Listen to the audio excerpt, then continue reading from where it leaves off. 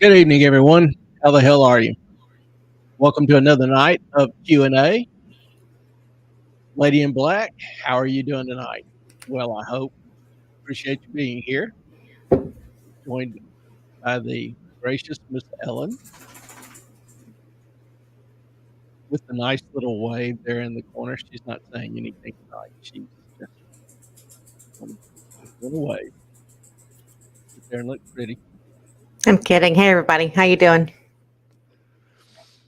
Um,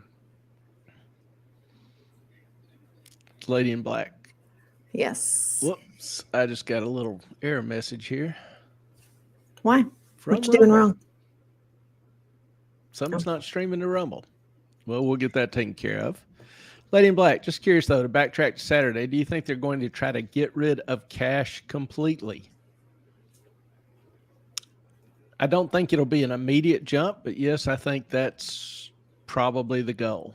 They don't have to have, I mean, the way they justify it is, and it makes some economic sense, printing money is expensive, it's labor intensive. And, that's one thing. If you don't have cash money, a lot of the labor currently working at banks is no longer necessary. You don't need bank tellers, for example. So, that's kind of an interesting aspect to me is, the impacts on the economy overall. And the ultimate is that the Fed, the government, can control the money supply precisely. They don't have to try to influence it with interest rates and other things. They can literally adjust the numbers on the computer. And if they want to encourage spending, they start putting a time limit on the tokens. So you have to spend it within a few months or 6 months, whatever.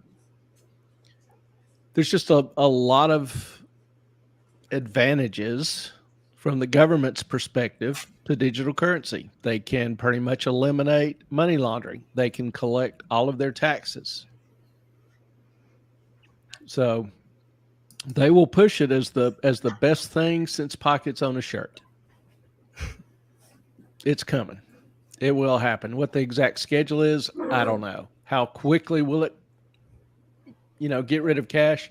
I think it'll take time, years. But you'll see them incrementally start making things payable only in the digital cash, like taxes, which is a pretty big thing, particularly for all the businesses and companies that would have to start making payroll taxes and all that in the digital currency.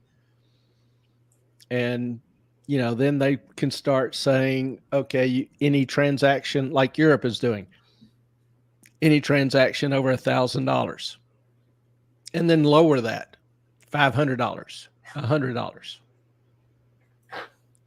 So it'll take some time to implement, but the advantages to the government are enormous. And most people will have no idea of the expense or what they're losing, what they're giving up and surrendering. So yeah, it's coming. I have no doubts. Hey, KP, how are you doing tonight? Good to see you. Appreciate you joining us. I hope your migraines are gone and you are feeling so much better than you were the other day. We were thinking about you on Saturday, so we love you. Yeah, we seriously do. I am wont to refer to this as a little family. And we really do consider it. We, have some idea of what's going on in many of your different lives. And we think about you, say a little prayer, send good vibes, whatever, we can do. And y'all are a great joy to us. Lady in Black, but that gets rid of jobs. And I hate the idea. How long do you oh, sorry. I already answered that one. Sorry. Yeah, no, you haven't. Yeah, how long do I think it'll be? A few years, and I think it'll be done in stages, incrementally. So I definitely think it will be within our lifetime. And my lifetime's a whole lot shorter than most of y'all's probably. No, So stop. no, I used to think I would not make it to 30. So every year since then, and I believe it or not, I've actually passed 30. So every year since then has just been gravy.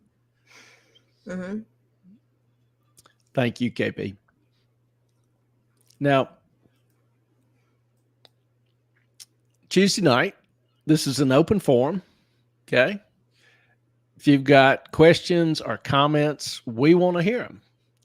And I think Ellen has something that she would like to add to that. I do. And I'm sorry I have to read this. I prepared this earlier today because I want to get it right. I don't want to mess this up. On this channel, Clay and I have decided not to discuss politics. I believe liberals, conservatives, libertarians, independents, and everyone in between have many of the same concerns. We all have very different ideas of how to solve these concerns. I have terrible depth perception. Oh, I should have read that better. I have terrible depth perception. I really do. And when there is a very little bit of light, I'm never sure if I've hit the last stair on the steps. So I kind of put my foot out to feel like, is this the last one? So I put my foot out before making the decision to take the next step. I think most honest people in the world today are feeling for the next step. So if Clay or I say something political that offends you, we are feeling for the next step. Please engage us in a conversation. We demand no one feel the same way that we do about anything and are always accepting of new ideas.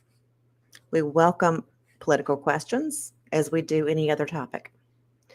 I know many people look at this channel and think, what does finance have to do with me?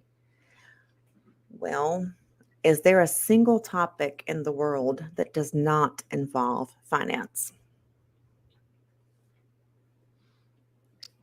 If you can answer that, then I will be grateful because it seems like everything does.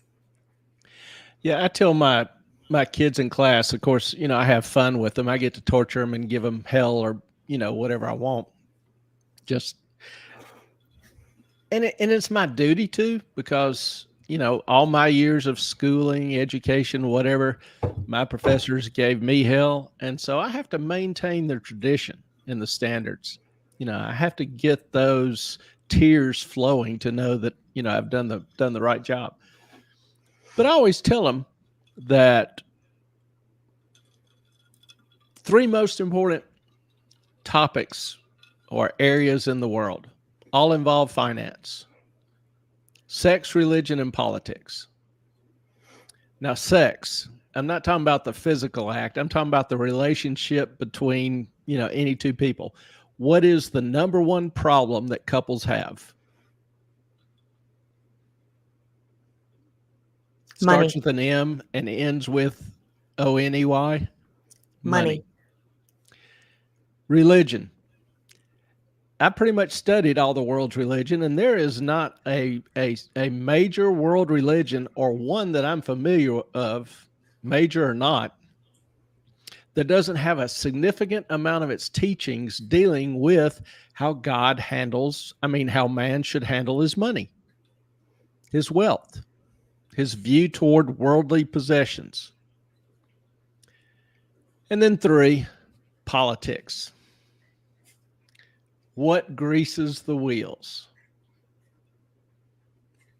So it doesn't really matter what you do for a living or what you want to do in life, whether you're, a housewife, a nurse, a doctor, a politician. You've all got, future expenses. You're going to have retirement. You want to save some. You want to buy a house. You want to buy a car. You might have kids. You're worried about their college. Those kind of things. Those are all financial issues. And then, at the root of it, how people handle their money, the implications of money. And, when we start talking about those kind of things, it's really hard not to get into some policies. Ideas have consequences.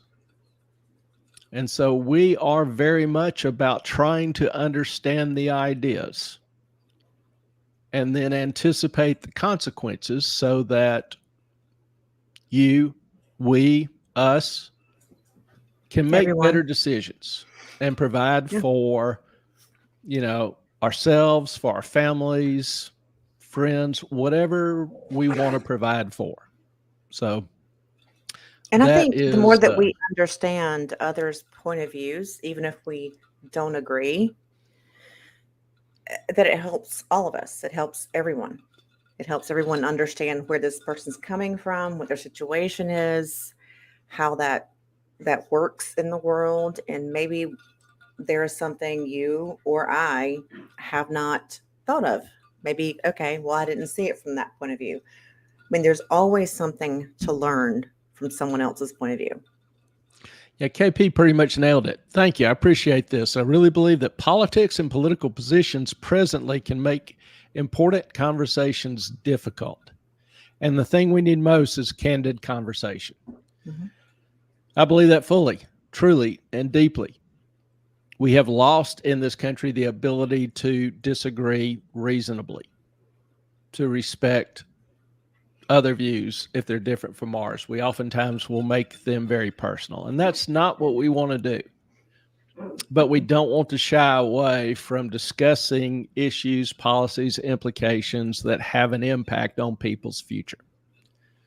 So that kind of is what, stirred this thought. Brentwood Chic. Brentwood Chic. I'm late. Sorry. You're here. That's You're all never that late. counts. You're right Never on late. time. We appreciate you. Susan, honestly, everything that you and Clay put out there is so helpful. Please do not stop. We deeply appreciate that. Thank you. It's very, very sweet of you to say. KP, I honestly believe that everyone is trying to do the best and make the best decisions for themselves and their family. And that's the kind of people we want on this channel. That's really what we are geared toward, what we're trying to do. And we just think it's better and more effective to try to share that and make it a joint effort. Mm-hmm. Share some ideas, share some thoughts, share some information. Good, bad, or indifferent. There's no such thing as bad knowledge. No, and anyone who disagrees with anything that we ever say, please speak up. Because Clay and I were talking the other day that we're always learning. I mean, every day is a new learning experience. And if there is something we haven't thought of, we would love to hear it. We are not perfect. We are human. We do it the best we can with the knowledge that we have. So I'm just, that's just my point of view. Susan, I think that the most important concern is that all of us from every different perspective have a chance to have a transparent dialogue. Amen. Absolutely. Amen. We want that. Lady in Black, going to the replay crew. Neighbors just showed up. Lady in Black, yeah, you can have a party. I'll sit down and watch the show and have a nice scotch. No, we take care of your neighbors and family. Tell them we said hey. And we look forward to seeing them Saturday night. Absolutely. Seeing another's perspective, KP. Seeing another's perspective is so valuable and much needed in order to foster community. Everybody has something to add. I try to get my students to learn the names of the janitorial staff.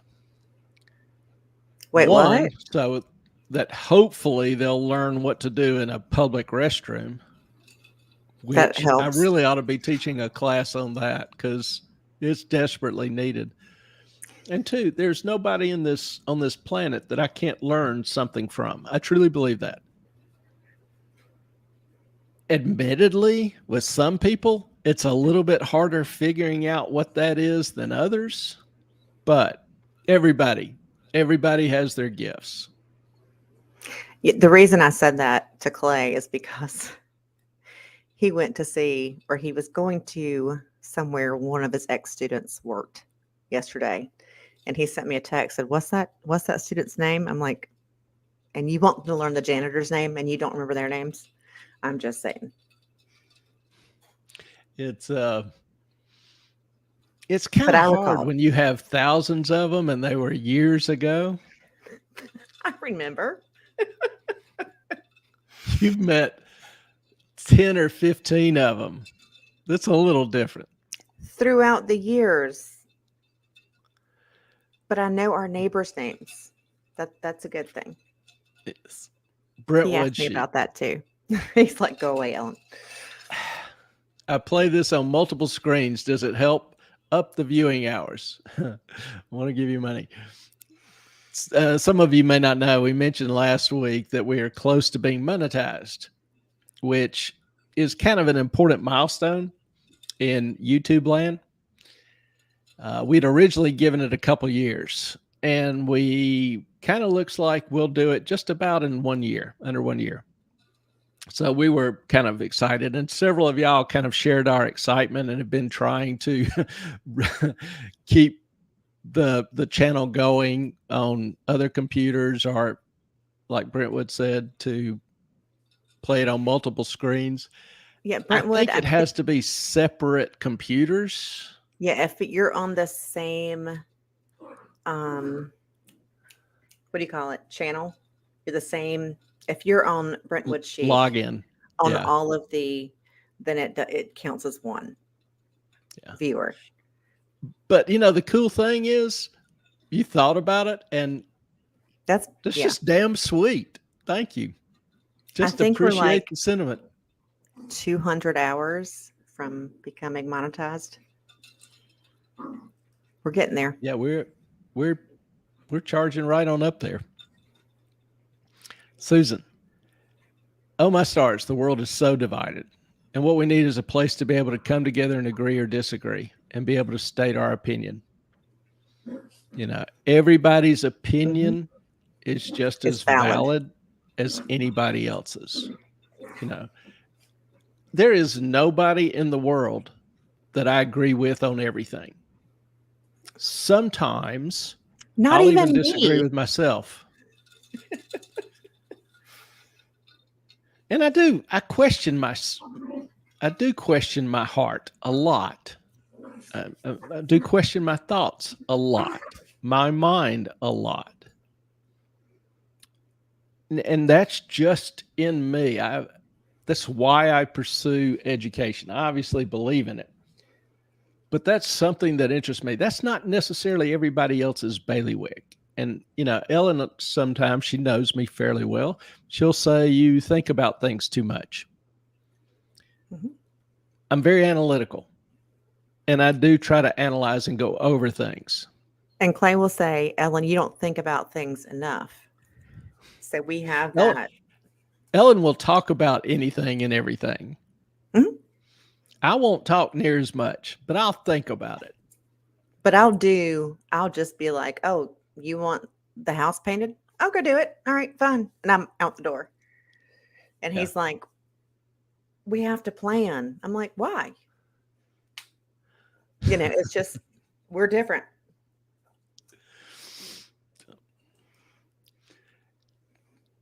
KP, Clay, you just won my heart, honestly. Well, he is a sweet man. Long? Oh, come on.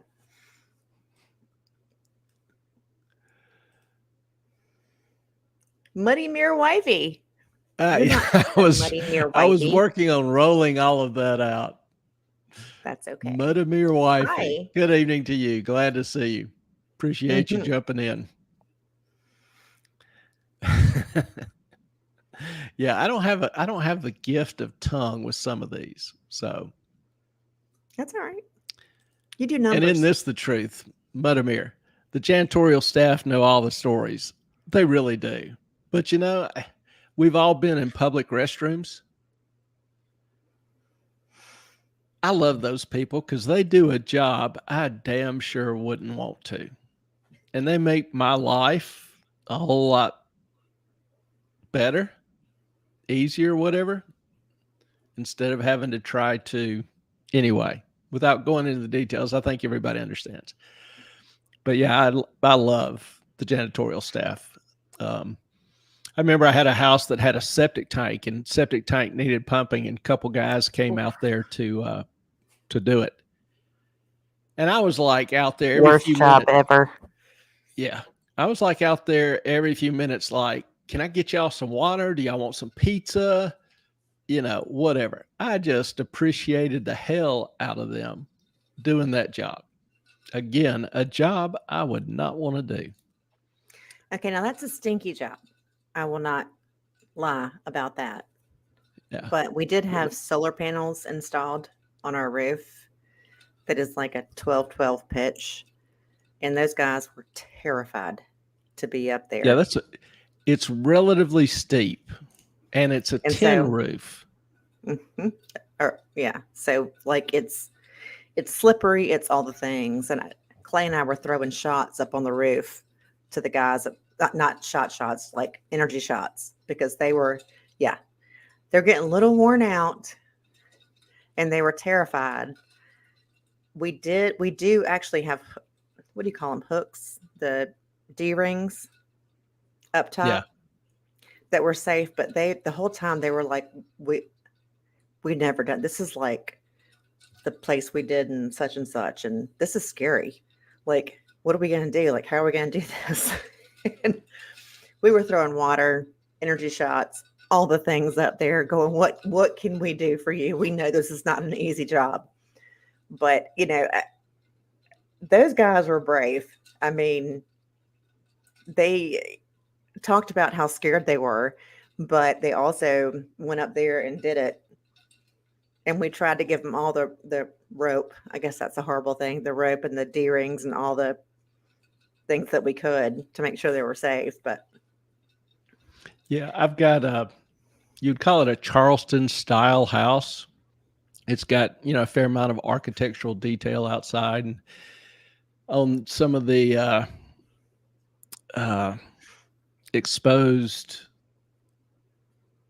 joist rafter tails, you've got huge metal rings shaped like a D ring that is affixed to the framing of the house in order to support ropes for men to work while, for you to tie off on while you're up there. Because they knew it was dangerous when they built the house. It's another job I wouldn't want to do. Mm-mm. Okay, phone. Okay, hang on. Phone and laptop. I'm sorry. I'm gonna handle Brentwood Chic real quick. Replay crew lives I watched live. You can replay crew. That will count as hours. Absolutely. I think Toots has us on like a 24/7 loop on one of her devices she doesn't use anymore. So yes, that will do it. Thank you. Oh. And y'all are just gonna make us blush or cry.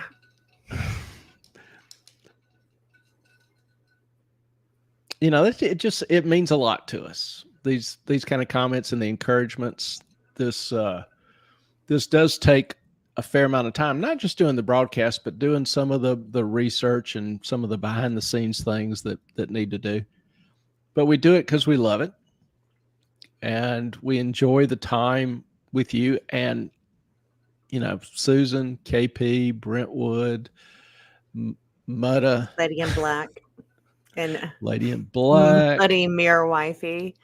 Yeah. And then Quad E, and there are so many of you, and a lot of you that I built.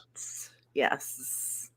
I built relationships with outside of this before we ever started Viking Wolf. She's been a little busy lately, occupied. I don't know if she's, with us tonight, but there are just so many of you that have made this truly a very memorable experience in time.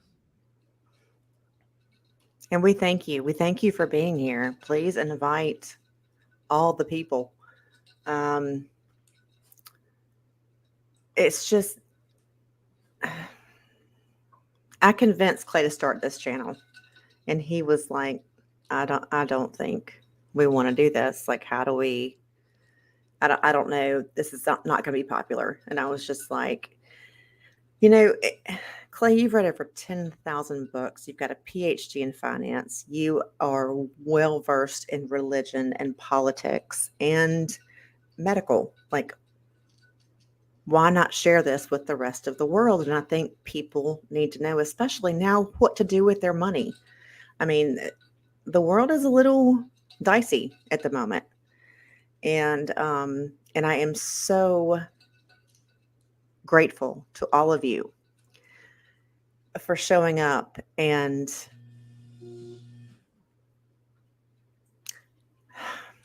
reinforcing to Clay that this should keep going. Seriously, I'm so grateful. To both of us. To both of us.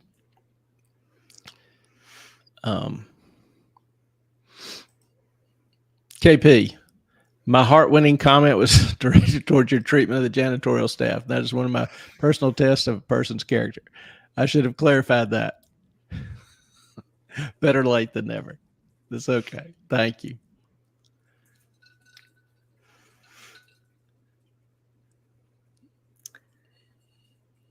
Are you there? Are you, okay, okay. How are you not monetized yet? You're great.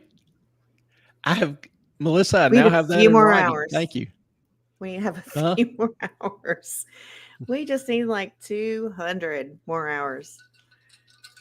Yeah, you need 3,000 hours, is it? Yeah, we're at I can check it right now. Hang on. 2728, somewhere around there. Hang on.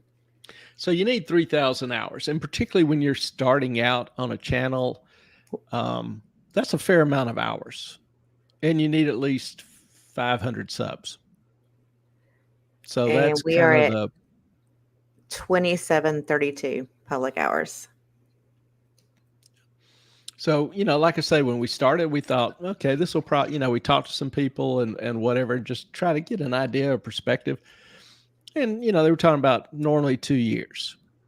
So we are a little bit ahead of schedule. And I mean, we got to, give a shout out to, for example, Rob at Law and Lumber. I think that's how, many of y'all came to us. He gave us a very nice shout out one night. I think I had posted something on SFX that had grabbed his attention somehow. SBF FTX. FTX, yes. Duh. I deal with so many of the alphabet stuff. Sometimes my tongue goes a little bit slower than my mind. But yeah, we're close. And it's like I say, it's a big milestone. And it opens up some other doors within the YouTube, how they promote channels and, that kind of thing. So that's really where you got to get to in order to do much growing. But again, thanks to Rob. Ian has joined us and hopefully will again sometime soon. The law community has been very, very generous to us. And we are grateful.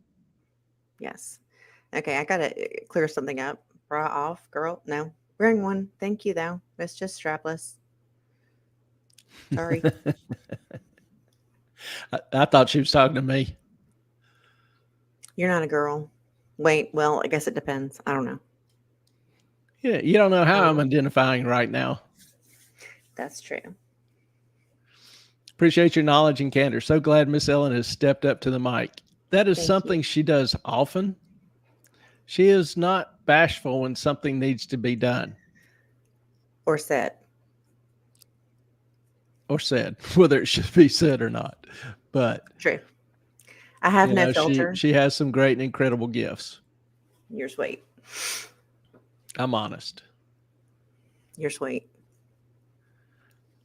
Susan, if I were looking to retire in South Carolina, what would you recommend? Do you want mountains or do you want beach? You know, I loved the beach when I Thanks, moved to Katie. it back in '08, but I mean, it was very few people here then. And when I would go for a walk out on the beach, it was like it was all mine. It was really kind of nice. You kind of knew most people on the island. It was quiet and peaceful. Now, houses are crammed in everywhere. Beaches are, you got to fight for your 10 square feet of space. Whole different thing. Not enjoying it. I'm not going to lie. I'm not enjoying the beach near as much. So for me, I probably would prefer the mountains, have a nice little, small cabin, side of the mountain, watching the sunset on my porch, scotch, cigar, have a little garden, do a little homesteading, live next to a creek or a river, maybe be able to do a little fishing. To me, that would be my piece of heaven. But I've gotten to where I enjoy peace and quiet, more than I do the chaos of the crowds, and I'll travel. If I decide I want big city activity, I'll fly up to New York for a long weekend, go to Broadway, do whatever. But yeah, my preference would be away from the crowds and out in nature and being able to enjoy some sunrises, get my hands dirty.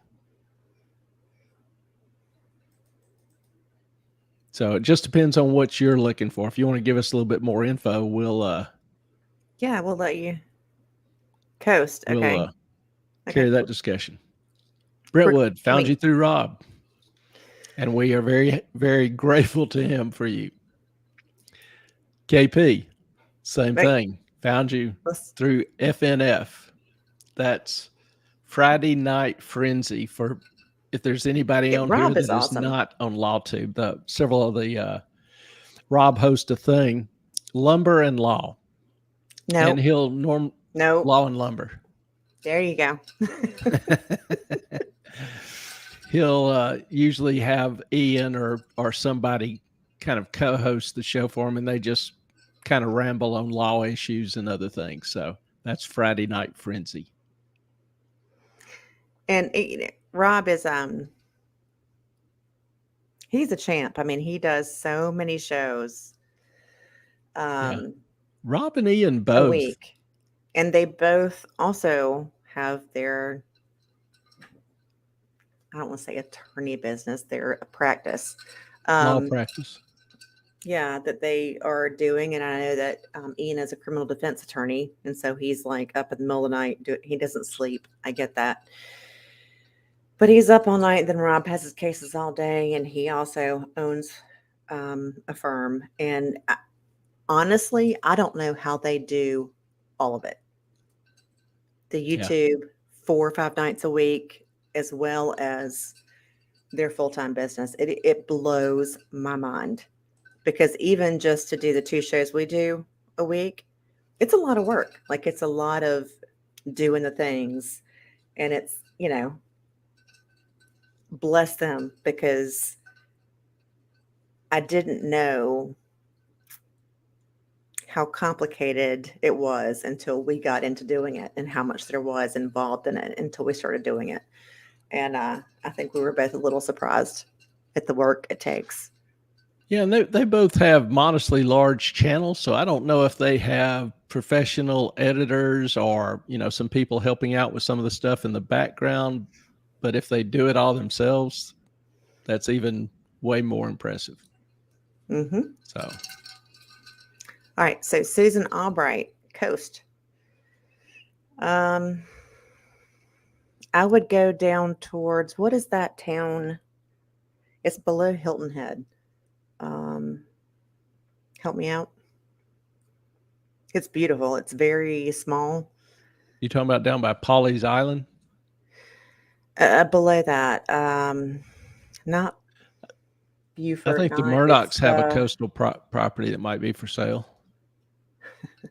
No, they actually had to give that up to the Satterfields. Okay. Do you want me to do that real quick? That calendar, Yeah, if you want to. real fast? Okay. So there is a lot of news going on with the Do need to Murdaugh talk trial. into your mic though. Oh, the Murdaugh trial. Hang on, let me find my Ellen notes. went through and kind of highlighted some of the important dates because Murtaugh got so much No, publicity and attention from babe, people. Murdoch. Murdoch. Thought you Murdoch. said Murtaugh. No, you said Murtaugh because it's a character in that kingdom, Last Kingdom, and I think you're obsessed. But that's okay. Uh, yeah. Well, they pronounce it wrong. Damn Okay, Yankees. so these are the upcoming trials with. Now you got me messed up. Murdoch, which is spelled Murdaugh. Okay, so the August 1st is a federal sentencing for Russell Lafitte, who was his partner in crime. That will be in Charleston, and he has been convicted on 6 federal counts. Ellen, microphone. Can you not hear? You're a little faint. Crank that puppy up. Is that better? Yes, much. Okay. All right, we'll start over. August 1st, the federal sentencing for Russell Lafitte, who was Murdaugh, whatever, his partner in crime. It will be in Charleston, August 1st, and he's been convicted on 6 federal counts. That will be his sentencing trial. August 14th, my birthday, the wrongful death case of Mallory Beach, which is, if you guys remember, Paul Murdaugh, his boating accident in February of 2019. Mallory Beach got thrown from the boat, and they didn't find her for, I don't know, 2-3 weeks later. They don't have a location yet because Parker C-Store, who is being charged for selling alcohol to underage Paul Murdaugh, wants it moved out of the 14th Circuit, of which is Hampton County, Colleton County, that whole area of South Carolina. This won't take much longer, Clay, I promise. It's all right. So, okay, then August 28th, Jerry Rivers, who was Murdaugh's connection to the Cowboy Gang, if y'all know anything about that. That's where he got his drugs. Anyway, he was charged with obstruction of justice related to the Murdaugh investigation, taking a cell phone from a home where a raid was underway in the hopes of ascertaining some of Murdaugh's drug connections. That will be in Colleton County, August 28th. Now, September 11th, there will be a key status conference regarding the financial crimes being charged by the state for stealing millions of dollars. This is for Murdaugh, from clients and friends. The same day, Corey Fleming's trial for the state, he's already copped a plea with the feds. I can't read my own writing. Okay, he's illicit in helping Murdaugh, and he's facing charges. This is with the Satterfields. Obtaining signature or property by false pretenses, and money laundering, and computer crime, and criminal conspiracy, and a false statement or misrepresentation, and a breach of trust with fraudulent intent. So that's happening on the same day that they are having this status conference regarding the financial crimes for Murdaugh. Alec, that is. Alec Murdaugh. All right. So that's done. One other thing, Susan, just to follow up on yours a little bit more, if it were me, I would pick or look for some of the smaller towns, either between Southport and Myrtle Beach, or between Myrtle Beach and Charleston. I wouldn't be in Myrtle Beach area. It's just too crowded, too touristy.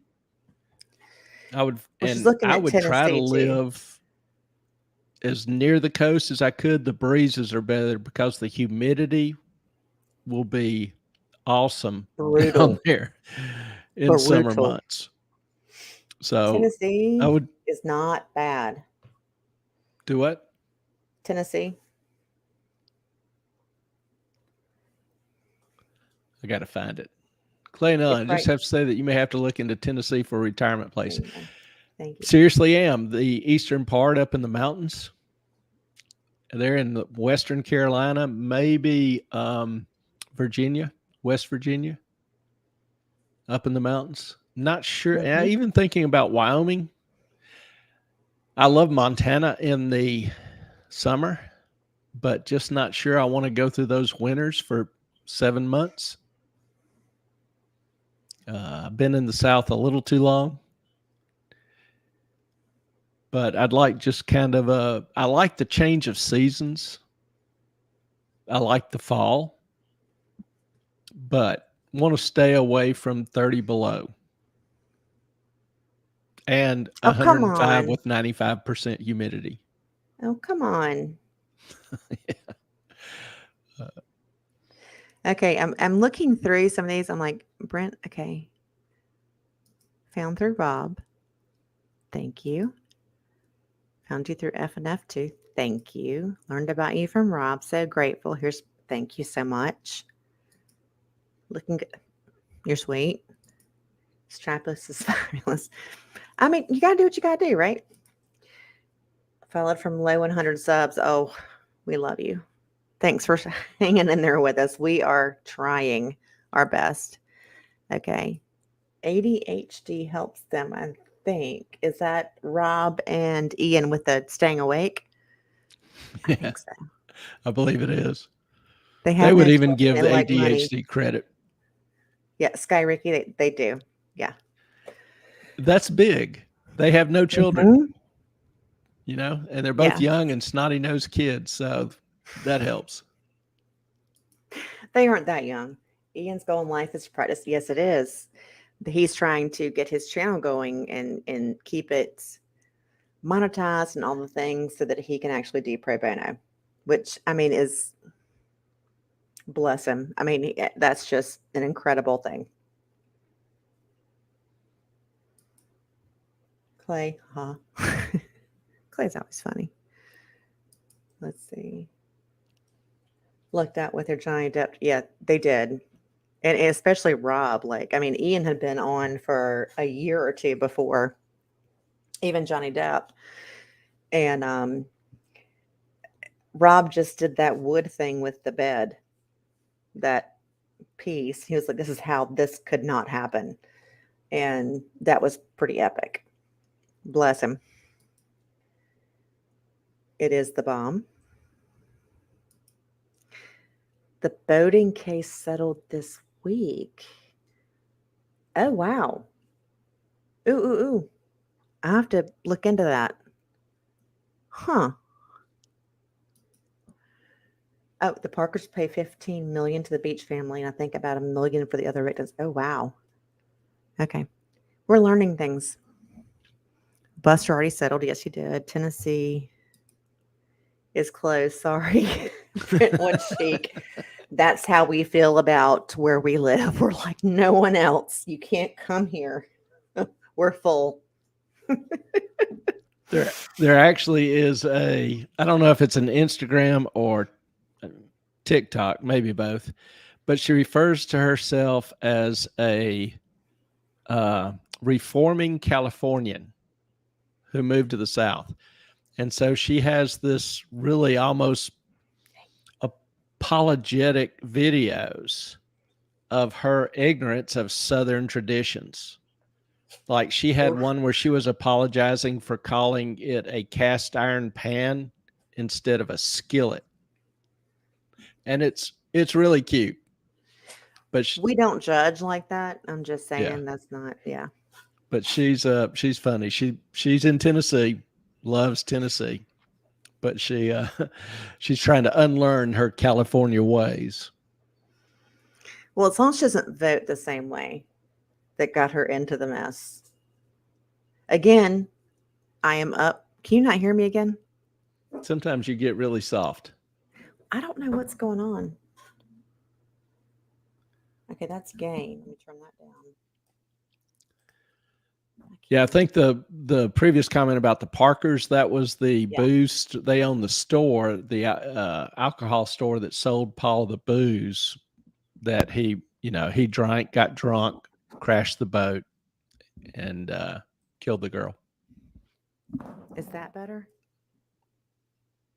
Can you hear me now, Clay? Nope. Even worse. How about now? Nope. About the same. Y'all gonna have to give me a minute. Is that okay? We good? While Because Ellen is fiddling with the mic, I will go ahead and give y'all a news flash. I don't know how many of you actively invest, but if you own Tesla stock, you may want to consider selling it. You all know that Zuckerberg has come out with a competitor to Twitter. Well, he's also come out with a Zuck truck. So if you own Tesla stock, be careful. Okay, that's about the extent of my memeing that I do, for good, bad, or indifferent. But I saw that and thought, don't know who did that, but more power to them. Any of y'all own Threads? The new Twitter site. As you know, we're on Twitter regularly, but not on Threads. Hadn't joined Threads.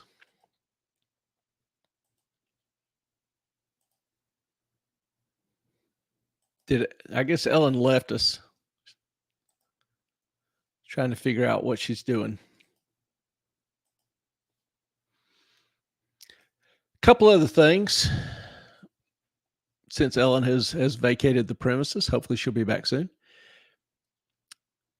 We've talked about housing. I just saw some more data on houses. We've talked about housing and particularly how rents are, getting crazy. In this town, I think the median rent is now about $1,600. Looks like nationally in urban cities, median rent payment is about $1,950, almost $2,000 a month for rent. Average rent payment. And people have talked about, looking to buy a home, wondering what's the best time. Well, the number of houses on the market is very low. Somewhere around 1.2, 1.3 million. The prices, interest rates have gone up. Right now, mortgages are, 7.5%. Mortgage demand has crashed. It's the lowest it's been in 30 years, 28 years. And 53% of homes, you have to have an income of at least $125,000 a year to afford. My mic's not working. I'm trying to figure it out. Just give me a few minutes. Okay. Ellen just popped in to give me an update. Her mic's not working. She's trying to figure it out, and give her a few minutes. So you've got all these things. Interest rates are up. Nobody is buying homes, but prices haven't really started coming down. It kind of doesn't make sense. And so, I was thinking about it, and it kind of ends up making sense. Normally when you get interest rates rising and there's a housing bubble, housing prices, house sales will crash and housing prices will crash. That hasn't happened. And part of the reason for that is, well, there's several reasons. One, a lot of people will, like me, refinanced at extremely low rates. My mortgage is at 2.5%. I can suffer some loss in income and still make my mortgage payment. Secondly, there's inventory is very low, very low. So even though not as many people are buying houses, mortgage demand is crashed. Even though there's not as many people buying houses with inventory so low, there's still, if you put a house on the market, it's going to sell. You know, people aren't having to wait long periods of time to sell their houses. That's when you start seeing prices drop. So having such low inventory, and even though demand has fallen, it's still staying, relatively even with the inventory. Also, people aren't dumping houses on the market. They don't have to. Their interest rates are so low. Even if they lose their jobs, they're able to hang on to them for a longer period of time than they would be able to otherwise. And all of this has led to what is, probably one of the least affordable housing markets in history. You've heard the Gen Zers, maybe even Gen Xers, talking about how difficult it is to buy a house, how houses are so much more expensive than what they have been. And there's just a lot of trends and things that have changed compared to historical norms. More and more people live in the city. Can you hear me now? Yes. Okay, thank goodness. I appreciate that. Okay, so houses, prices. I was listening. Why are the prices still up? Did I miss Well, I that was just part? explaining how there's not many houses for sale. And while fewer people are out trying to buy houses, with so few houses on the market, they're still selling. So people don't have to cut their prices. Mm-hmm. Sorry, I got a Now, dog. will that continue to hold over the next 3, 4, 5, 6 months? Your crystal ball's as good as mine. Can't really say for sure. But, thinking about all the kind of conflicting issues, it's like, well, we've never had people with such low average mortgage costs. Traditionally, a mortgage is around, 5, 6, 7%. In the early 80s, people were getting 12, 13, 14% mortgages, knowing that they would refinance them in a year or two, but still had very high mortgages. They refinanced them at, 7, 8%, which we haven't even reached that level yet. Well, we've reached 7%, but you get the idea. Well, you remember the Reagan years? They were like 20-something% for a mortgage. Mortgages didn't get that high. Interest rates did, but mortgage rates, the long end of the curve, wasn't as affected as the short end of the curve. The short end, 3 month, 6 month, 5-year loans, those went up to 20% or very high, 15 to 15%. But the long end wasn't as affected. Okay, Brentwood Shake, you're on Threads.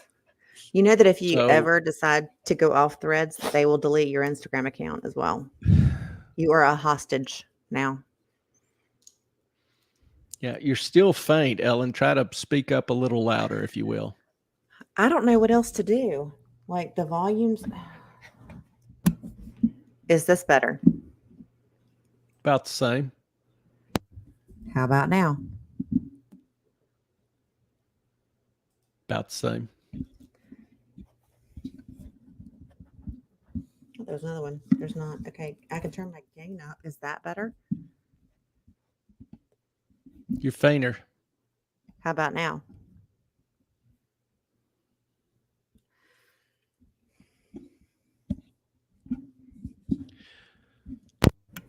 But okay. So housing, what's the future for housing? Can't really say. It's very unusual circumstances. If interest rates stay up high, then, particularly in the spring when people have to move, trying to move, the kids are out of school. Most people will try to sell their houses in May, June, move ahead of the new August, September school year. You might see some traction starting to move then. Okay. Everyone can hear me except for you. Can you turn your earbuds up? Oh, that's a thought. Well, I mean, my sound on other things is fine, so. But I'll turn you up. All right. Is that better? Yeah. Okay. Sky Ricky, what about Amazon should we sell? If we have stock. Oh. You know, the big 7, of which Amazon is one, Will you explain that real have quick done in case somebody missed it? 58%. Pardon? Can you explain that real quick in case someone missed one of our streams before? Sure. The S&P 500 has 500 different stocks, and it's one of the main stock indices, kind of a proxy for how the market has moved. Well, the S&P 500 is up 16% so far this year. It's been a pretty decent year. I mean, if that keeps up, that'd be 32% in a year. But if you break that down, 7 stocks, the elite 7, Nvidia, Tesla, Amazon, Meta, Google, and I forget the other 2, but are up. Those 7 stocks are up an average of 58%.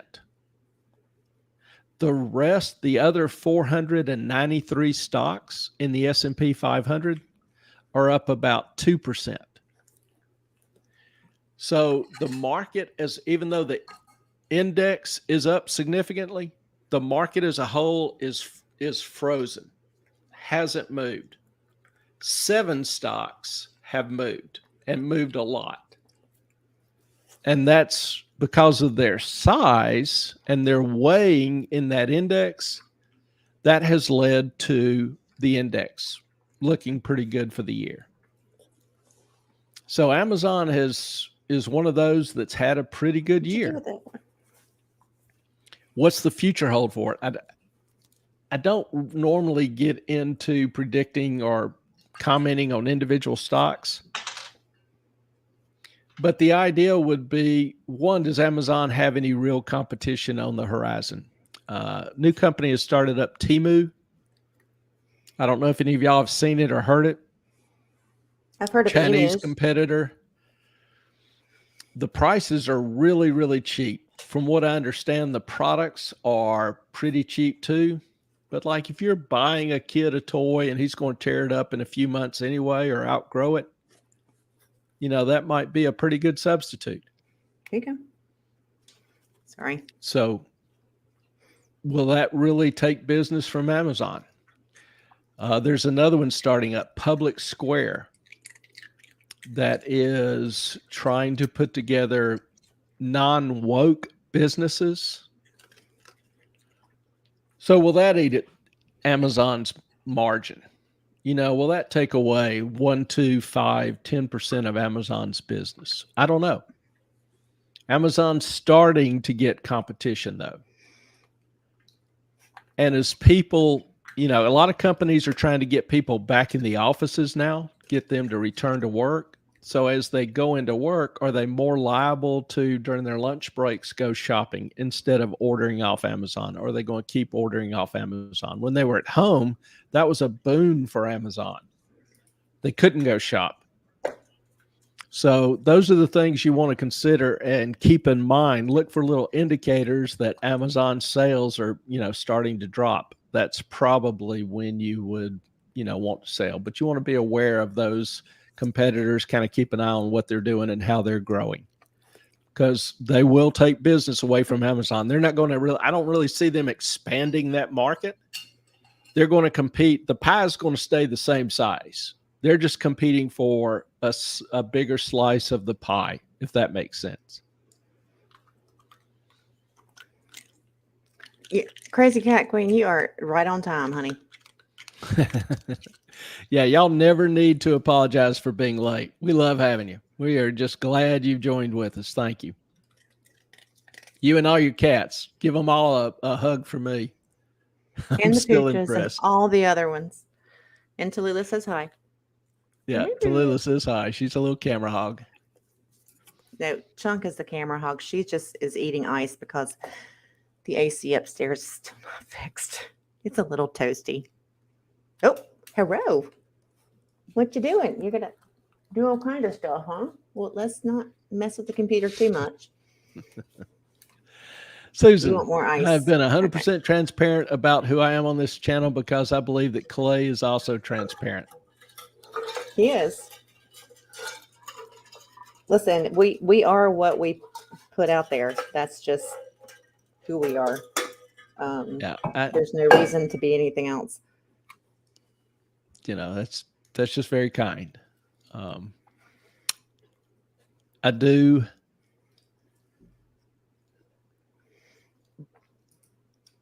believe, how can I word this? You know, I do believe that there are things that are right and wrong.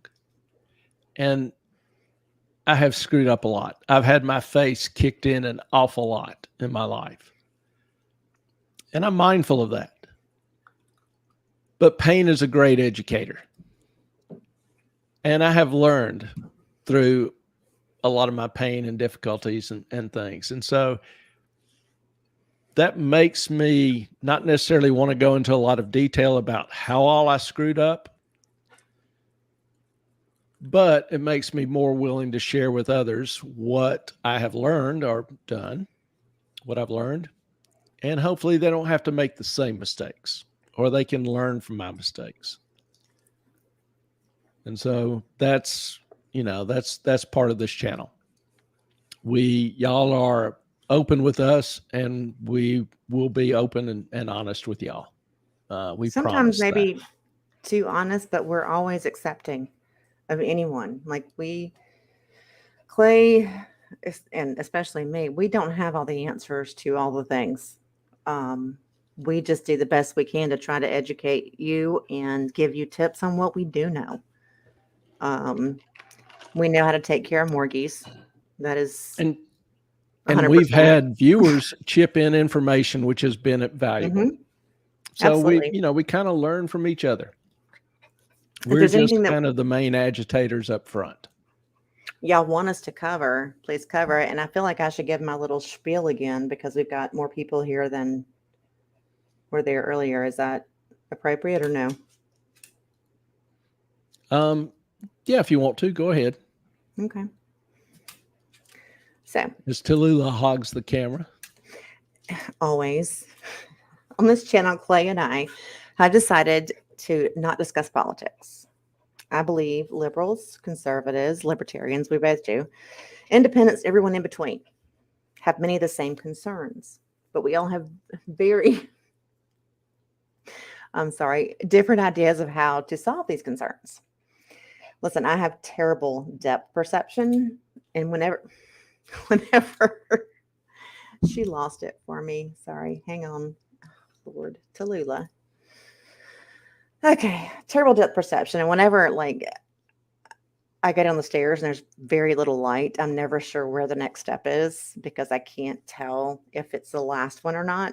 So I kind of feel around to make sure that I'm have my feet on the ground or not.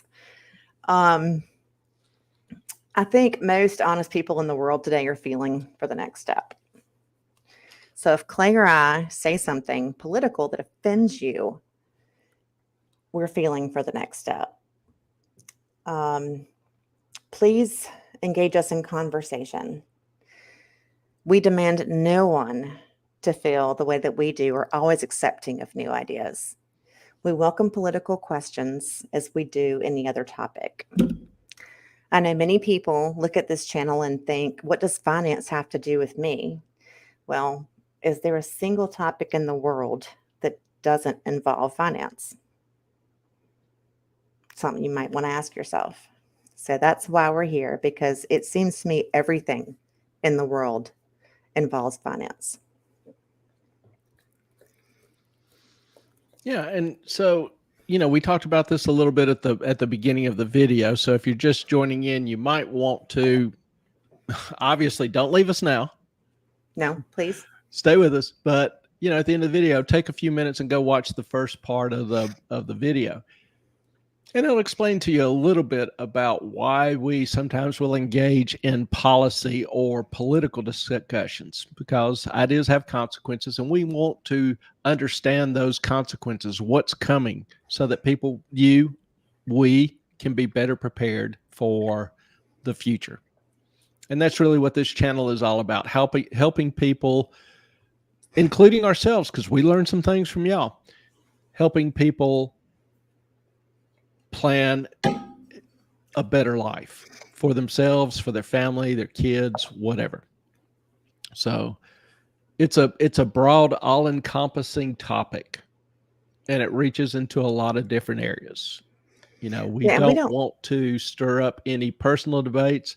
Again, your opinion is just as valid as ours. We welcome your opinion and your thoughts. And we want you. Y'all are a big part of this channel, a huge part of this channel. Y'all make this channel enjoyable for us. You guys are the channel. I mean, we do what we can to try to give you information that's useful in your life. And I mean, Clay and I don't always agree on everything. I mean, we have our moments, we have our disagreements, and sometimes we just say, okay, we agree to disagree. But I respect your opinion. And he's like, I respect yours, and everything's fine.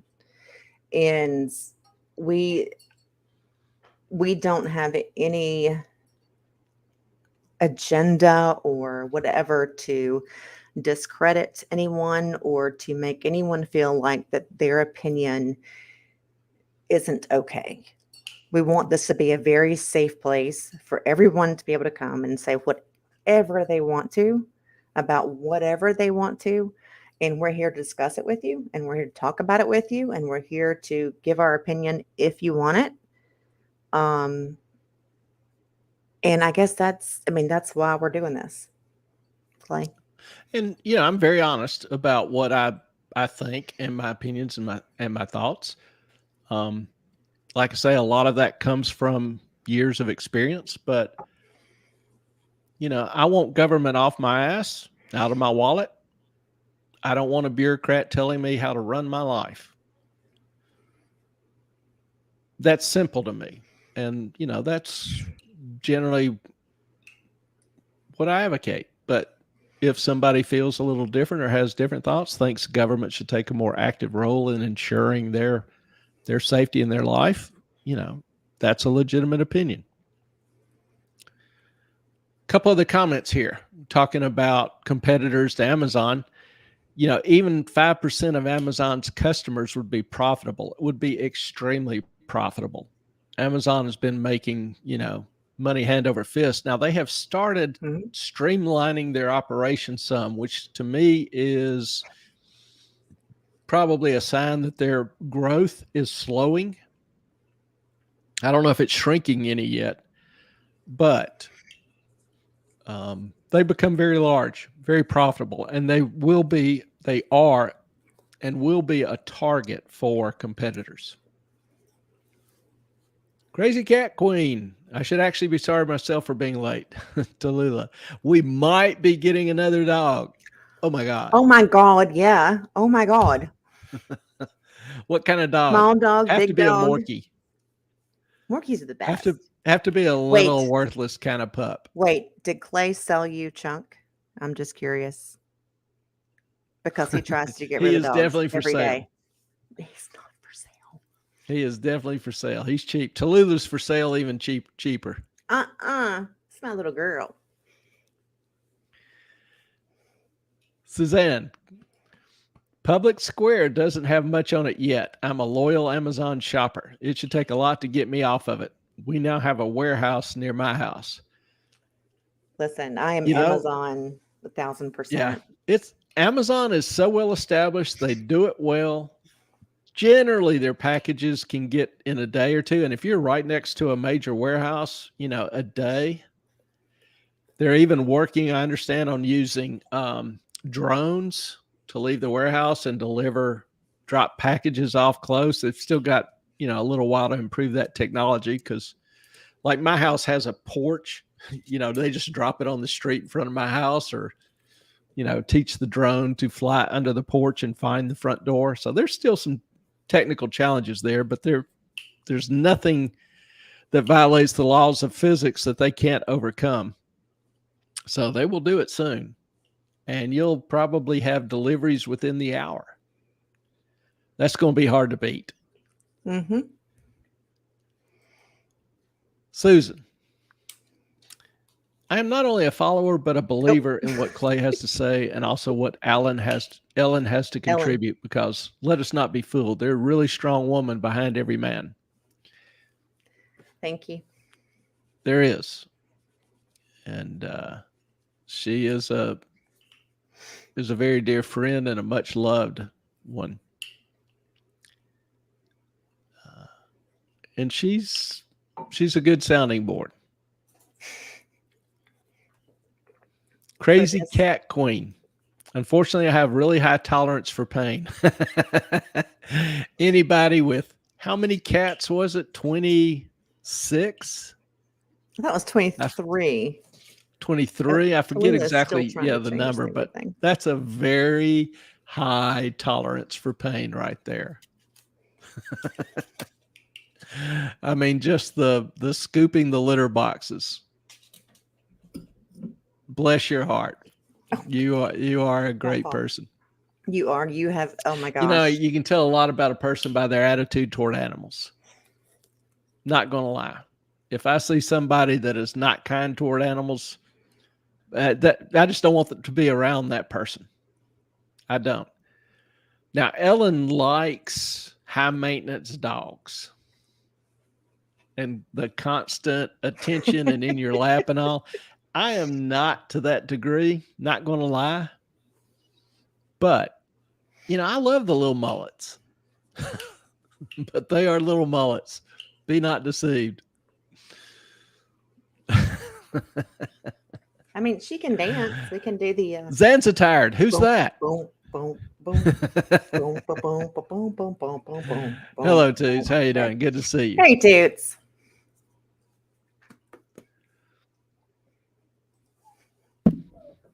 Susan, I'm just trying to tell you and your followers that I'm 100% transparent. The fact that the two of you are likely the most transparent people online and the least non-political. Now, like I say, we're not looking to turn this into a political diatribe. But you can't talk about things going on in the world without talking about the reasons behind them. I think that is fruitless. And so we want to try to understand better the reasons why things happen the way they happen and what future consequences, ideas, policies are going to have. Now, maybe right, maybe wrong. Never presume to arrogantly say this is what the future is going to hold, because if my crystal ball were this perfect, I don't know what I'd be doing. I'd probably be doing the same thing. So I can't say that. But anyway, my crystal ball is not perfect. It's a hell of a lot better than a lot of the others I have been around and seen for the past 40 years while I've been in the business. There is a certain intuition and there's a certain logic that follows from consequences. Basically, a lot of people struggle with economic theory. And you try to read the papers and you try to read some of the books, and it's confusing. And I'm like, economics is really not that difficult. You just shuck it down to the cob. You take something and personalize it. If your taxes, for example, if you're making good money, say you make $100,000 for easy math, and you're going to pay 50% of that in taxes. And if you make more than that, your tax rate goes up to 75%. So is there some point there with the increasing taxes where you say it's just not worth me taking the additional risk, me working the additional hours, etc., just to pay more and more in taxes? So if your if you come to the realization that the more you're taxed, the less you produce, the less you have to reinvest, the less you have to spend on your family, the less you have to save, then you can understand how higher taxes slow down the economy. Okay. So anytime you have an economic idea or policy or principle, if you just personalize it, you'll come to the heart of economic understanding. Economics is a social science, just like psychology. Yes, ma'am. I remember I was doing payroll for a company. Lord, I was like 20 years old. And my stepdad was the manager of this company. And one of his salesmen came to me and he said, I made 80 grand last year. I made 100 grand this year, and I'm taking home less. What the heck? And I said, taxes, baby.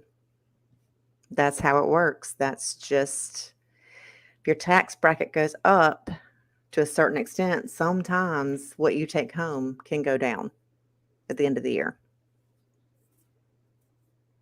This was back in like 1997. Yeah. I personally think that having a requirement in terms of the taxes, imposing a requirement on the average person that they can't understand, that they have to get an expert to fill out their tax returns, I think that's just wrong. Mm-hmm. I think it's just wrong to impose a burden on the everyday person that they can't understand or may have some liability for if they don't do it correct. Mm-hmm. So I'd like to see the taxes grossly simplified, at least. Mm-hmm. But update from Crazy Cat Queen on the pup. Hound mix, 55 pounds. That's decent size. Someone poisoned him. Seriously? Rushed to... Was it intentional, or did he just get a hold maybe of some rat poison behind the house or barn or something? Or antifreeze or... Yeah, something. But owner couldn't pay, so surrendered the pup. He's been living at the vet's kennel for a few months. Mark met him today, and Hound loved him. Oh. Well, that's really sweet. I am, I'm thinking the vet maybe had reasons for keeping the pup more than just lack of ability to pay. But yes, that aside, it's sweet of you to take him. Bless your heart. I was married to a veterinarian, and we were at the clinic on emergency call. I was his ER vet tech, and this guy had moved from out of town, had been in this other town that we lived in for a couple weeks, and his dog was hit by a car and crushed his pelvis or his femur. And we could have done an FHA, which would have cost us like the clinic, like $60 in time, just for the anesthesia and the antibiotics to get him better. But my ex-husband at the time, who was the vet, decided that it wasn't worth his time to do that, and he would rather just put the dog down. And I swore to him at that moment, I would never forgive him for that decision, because this poor guy, this is my best friend. It's the only friend that I have. I've been here 2 weeks. He had no money. He lived in a trailer park. Bless him. Nothing wrong with that. But he had just gotten into town, and his best friend got hit by a car. And my ex-husband was unwilling to pay $60 to save him, to save this dog. And that, it made me want to vomit. Yeah, no comment. Yeah, vets don't have to save these dogs. So whatever vet did that, bless him. Welcome back, Lady in Black. Hi, Lady in Black. We're making everybody Glad sad to have, now. Sorry. glad to have y'all join us. Susan, I was just going to say, if someone wants to do the actual research about who profited most from the former pandemic, you will understand that there are a few who profited over the rest of us. Oh yeah. It's amazing. I saw where, one of the major drug companies, Don't say made it. several billion off the pandemic per se. But there's papers coming out now showing that their treatment, their shot, causes complications. So last week or the week before, they just bought a new drug company who sells a drug to treat the complications of the vax. So, Same company. Wait, same same company. company. Yeah, the same Okay. parent company bought a smaller drug company who makes a drug that will treat the complications of the vax. So, there's certainly the imprimatur that not only do they make you sick, but they sell you the cure to the sickness, which, Fabulous. would you call that a conspiracy theory? Even, and another conspiracy theory that's kind of coming true? What conspiracy theories are something that's proven within 3 to 6 months. So I think you're good. Yeah, it's a crazy world. You take drugs, they make you sick, and they sell you something else to make you better. That probably will end up making you sick. I just think in terms of medicine, we're doing an awful lot wrong. It's getting more and more complicated. People understanding less and less about why they're doing, what the consequences of the treatments are that they're taking. Mm-hmm. A lot of our habits, we're getting less exercise, less physical exertion. We're eating worse, more processed, foods, that kind of thing. I'm not going to go off on that tangent, but Wait, no. you What get is the it idea. you said about? This is important, I think. What is it you said about not stagnant, but being? It's hard to come out of being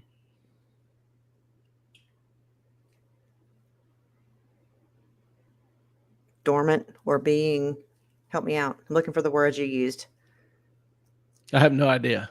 Whatever I say, you have to capture it at that moment because it's gone. Wait, are you ADHD too? Because I don't think you are ADHD. Well, actually, you might be. You Students probably in class are. will ask me, could you repeat that? And I'm like, repeat what? I don't even know what I say once I start So, talking a lot of so times. you get me. You just pretend to not to. All right, that's cool. I hear you. We can move on from that. Mm-hmm. Crazy. Same name. Same. I have a let's see, Coton de Coton de Julia. tail. Mm-hmm. However, friends' puppies had puppies and Maltese mix, but return pup. Excuse me. All else from I took shelters. French. He didn't. 23 cats now, 6 dogs presently, I thought it maybe was 7 by 23. the weekend. You are some kind of saint. May need You to are. start. We get monetized. We may need to start a fund to help Crazy Cat Queen with the vet bills and pet expense. Listen, we have 1 cat and 2 dogs, and Clay's like, we have too many animals. There's just too much to do around here with these animals. And I'm like, Crazy Cat Queen would disagree with you. I mean, now, in all honesty, those Morkies are 24/7. They are always in your lap or trying to be. She has a Coton de Chaleur, which is a Can't Maltese mix. can't eat in peace. No, Now the no, no, cat, no, no, no, no, no, nope. You can't go there. That is your fault. Okay. I'm sorry.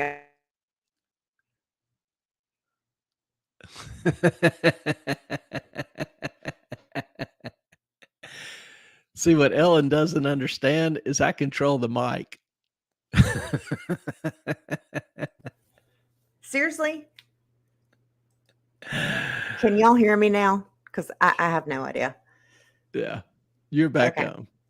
Thank you. So Clay, he hasn't learned that you feed the dogs first, or you feed yourself first, excuse me. That he feeds dogs first. You feed yourself first, and then whatever's left on your plate, you put it on another plate for the dogs and you split it up. Clay just feeds them first. And then he's like, why do they keep coming to me for food? I'm like, because you just fed them and it's still on your plate and you're eating it. Am I wrong? No comment. Thank you, KP. Desislava Tonkova, and forgive me if I butchered that. My southern tongue isn't the most adept at certain accents. But Mr. Moffat, I love your financial analysis, and I would think that is why most of us are here. Again, you're Oh, very kind. Thank you. thank Thank you. you for joining us. KP expressing all of our sentiments. Crazy cat Mhm. wing. Love. Much love. Melissa, can we talk about the outrageous cost of veterinary care, We can. Do you know why it's medical gotten so? care, Do you know dental why it's care? gotten so outrageous? May I share?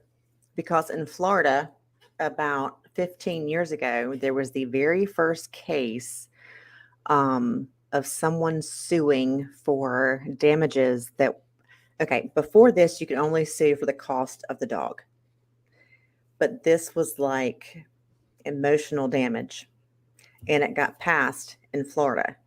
Therefore, veterinary insurance for the veterinarian went skyrocketed. The drug companies have skyrocketed their costs.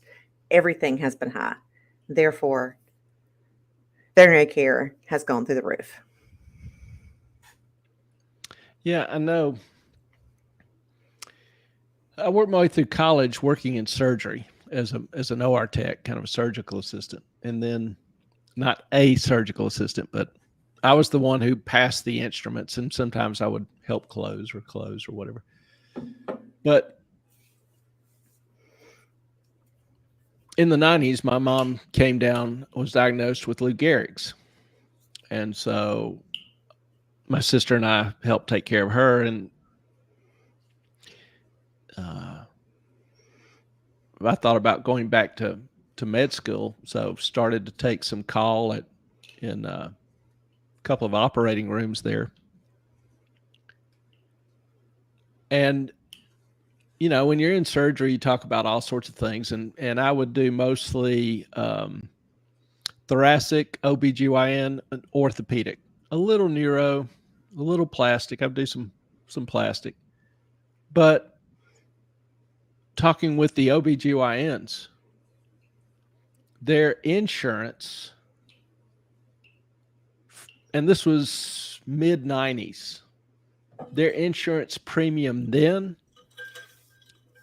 for an OBGYN was $150,000 a year.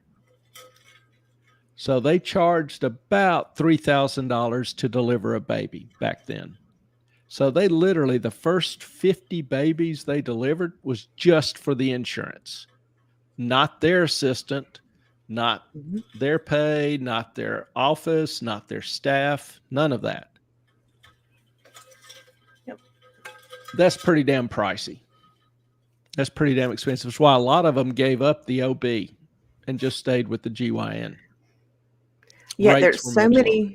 there are so many things that can go wrong in a surgery. I used to monitor anesthesia.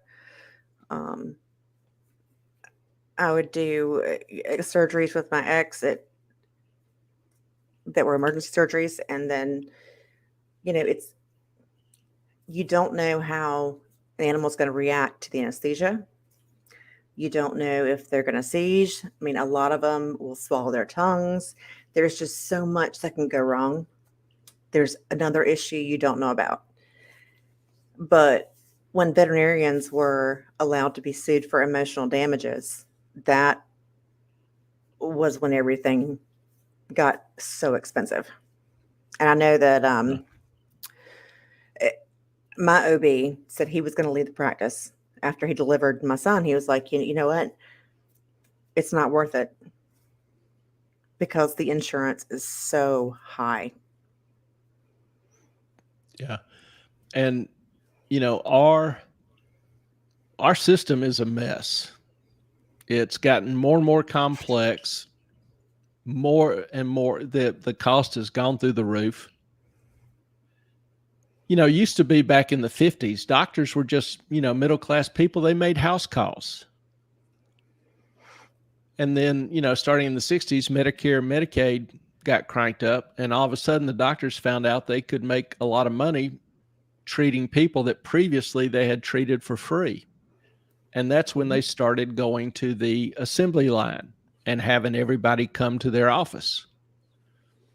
And as the payments grew, instead of middle class, they were becoming millionaires. I remember one of the orthopods worked with we were walking down the hall. He was talking to his SA, which is... He means an orthopedic. Yeah, orthopedic surgeon. And he did 5 surgeries that day. And he looked at his SA, his surgical assistant, and said, "I paid for you today." And his SA was making, I don't know, $125,000.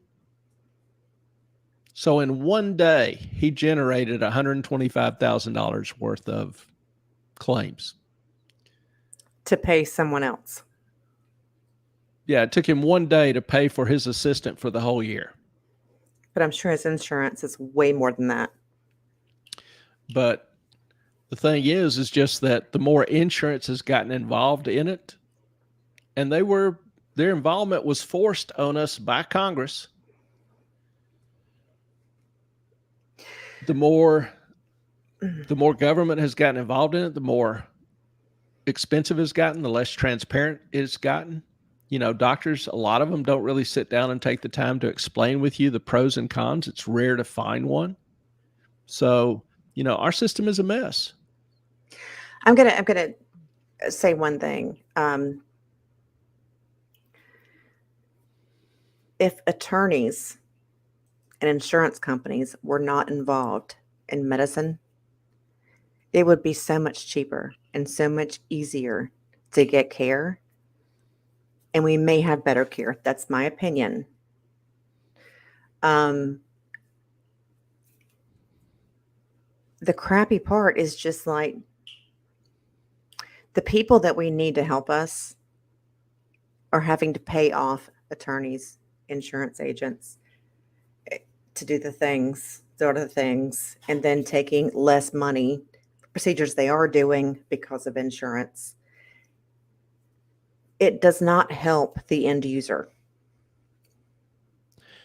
Yeah, and there's another aspect to this too. Regulations have made it much more difficult to offer services. Like one of the hospitals I was covering wanted to open up a open heart unit, and they had a doctor already committed, and this guy was one of the premier cardiothoracic surgeons in the South, extremely well known. Well, they found out it would take them over 10 years to go through the licensing and approval process. They were ready to spend $5 or $10 million to set up a open heart unit. And most open heart guys have one team that they work with. So you have a team built, you have to train them, dedicate them to that purpose. They were willing to go to that expense, but they found out it would take about 10 years to get the regulatory approval. That's ridiculous. Med schools. Do you know how hard it is to get approval to start a new med school? We've got a doctor shortage. Why would that be hard to start? Why is it so much easier to start a law school than it is a med school when you have got huge hospitals, you've got doctors with a willingness and a desire to teach, part-time maybe, who just want to, pass their knowledge on to the next generation the way it has traditionally been done. But they can't do that now. So we have an artificial shortage of doctors. And I know Corpsman in the Marine Corps. Can I interrupt you real quick before you start that thought? Go ahead. Is it harder to get into vet school? Don't answer this. The vet school or med school? Answer 1, if it's harder to get into vet school. 2, if it's harder to get into med school. And while y'all are answering that, I'll continue the thought. There you go. In the Marine Corps, each combat unit has a medic assigned. They're called corpsmen. And these corpsmen are very, very highly trained in trauma treatment and have very, very good clinical skills because they're kind of like the docs. And when the unit's deployed, they'll even go into villages and treat, some of the civilians, some of the infants who may have various tropical diseases or whatever. They deliver babies. So these guys are very, very good clinical skills. Well, when they get out of the Corps or Navy, they're generally usually in the Navy, just assigned to a Marine unit. They have all this training, all this expertise. They should be hired by hospital ERs, pay them $80,000 a year, and let them do a lot of the simple stitching, a lot of the casting, prescribe the antibiotic for the baby with the ear infection, order up an X-ray. Would be a tremendous benefit to the doctor to relieve them of a lot of these basic responsibilities. But they can't do it. They have to go to school for at least 2 years in order to get the license to do that, which is ridiculous. Absolutely ridiculous. So we create in our system an artificial shortage of providers, well-trained, highly skilled providers. And that's, that only further drives up the cost. Sure. So we're getting some votes here. We have 3 for med school and 1 for vet school. No, 3 for vet school, 1 for med school. Oh, okay. I had it backwards. Mm-hmm. Shocked. It is. I'm sorry, Suzanne. It's actually much more difficult to get into vet school than it is med school. I had a lot of doctors, or there are many that I know, that tried to get into vet school and couldn't. So they went to med school instead. I think it's because there are so many different species you're working. I mean, the father of my children, the veterinarian that I worked ER for, thought I had uterine horns and not just a uterus. In case you don't know what she's talking about, dogs will actually have two uteruses. Dogs, cats. It's just a horn. It's just like two wombs. Horns. Yeah, it's shaped like a horn. So they can have litters. 2 wombs. Yeah, I was like, I'm not made to make a litter. Yeah. That's not how women are part of the reason it's harder to get in vet school is you have more people applying, but you have fewer schools. Mm-hmm. Like, most states will have 2, maybe 3 med schools, but only 1 or maybe none, 0 vet schools. Now, in North Carolina, we're pretty lucky because we've got North Carolina State for vet school, UNC Chapel Hill for medical school, Duke University for medical school, and then ECU for medical school. We've got 3 medical schools and 1 vet school. Which is what I was saying. Yeah, but most states don't have a vet school. Yeah. So that's why it's harder to get into vet school. They're just, there's a lot of people that love animals and would like to be a vet, but there's just not that many schools.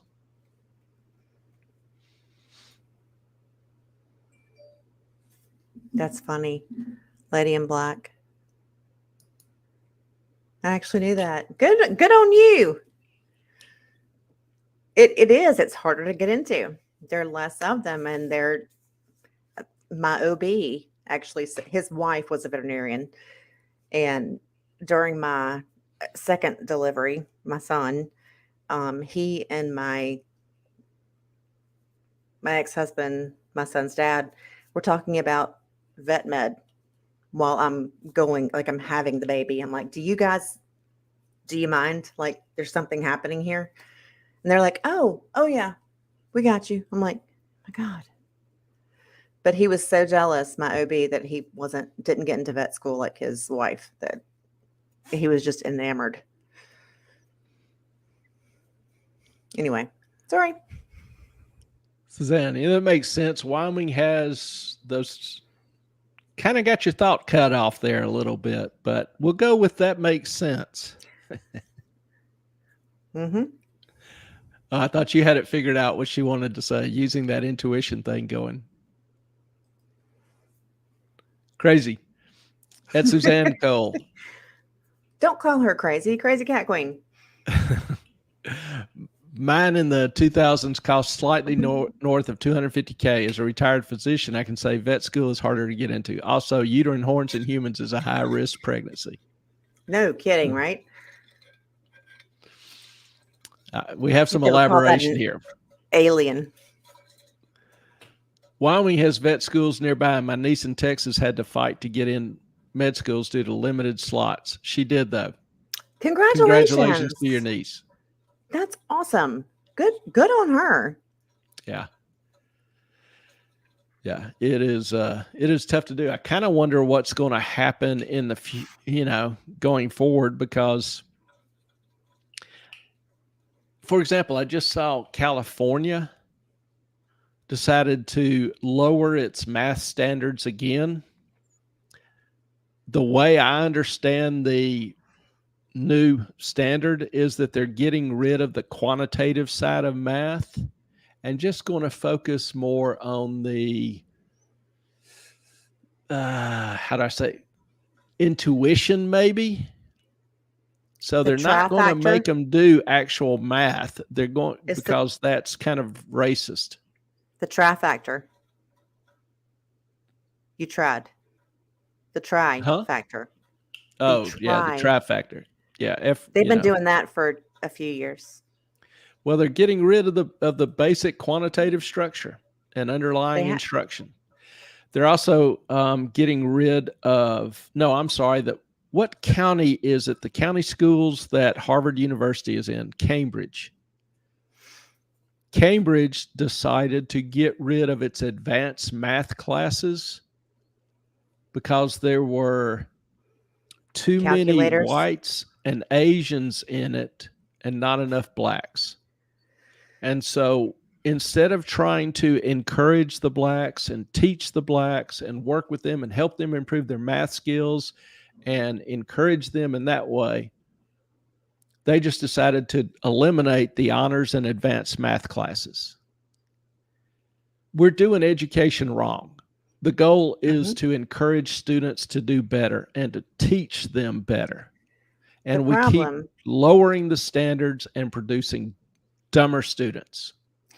Clay, the problem, I was listening to actually Candace Owens, and I know many of y'all may hate her and other people that I follow and listen to, but Candace Owens, as a Black woman, is saying affirmative action is hurting the Black community. This was like 3 weeks ago, because they put them in schools where they cannot excel. They're letting them in because of affirmative action. If they were in schools, this is her words, not mine, where they belonged, meaning where they could do better, they would be top of their class. But you put them in Ivy League schools. Did you kill me? Sorry about that. Trying to mute my mic. That's fine. You put them in Ivy League schools and they can't compete because they didn't have the educational background to support that. No fault of their own, but at the same time, if they went to a school that matched up with their previous education, they would excel and be top of their class. So the whole affirmative action thing, in her opinion, is harming students and not helping them. I think that's kind of what you're saying. Yeah, I mean, inner city schools have almost become synonymous with failure. Failed economic system. The city of Baltimore didn't have a single high school, where the kids could, read and write at the 6th grade level. So they were graduating high school and were functionally illiterate and couldn't do basic math. The system is failing those kids. And, colleges used to teach Now, I admit to being biased. I'm a college professor. Colleges used to teach advanced thought and ideas and concepts. Now, so much of our time is spent teaching remedial courses because the kids come to us with no basic skills. And I Clay mean, has it. no basic skills. Clay teaches an advanced finance class, finance derivatives, and Yeah, then my also, classes are generally may, elective, so I may I, do individually may I, get good may I, students. may I, and then you teach crypto. But his classes have turned into intensive writing classes. Everything he teaches is math. That's it. It's math, math, math. But now he has to grade English papers. And let's just say the English department is not a fan of him.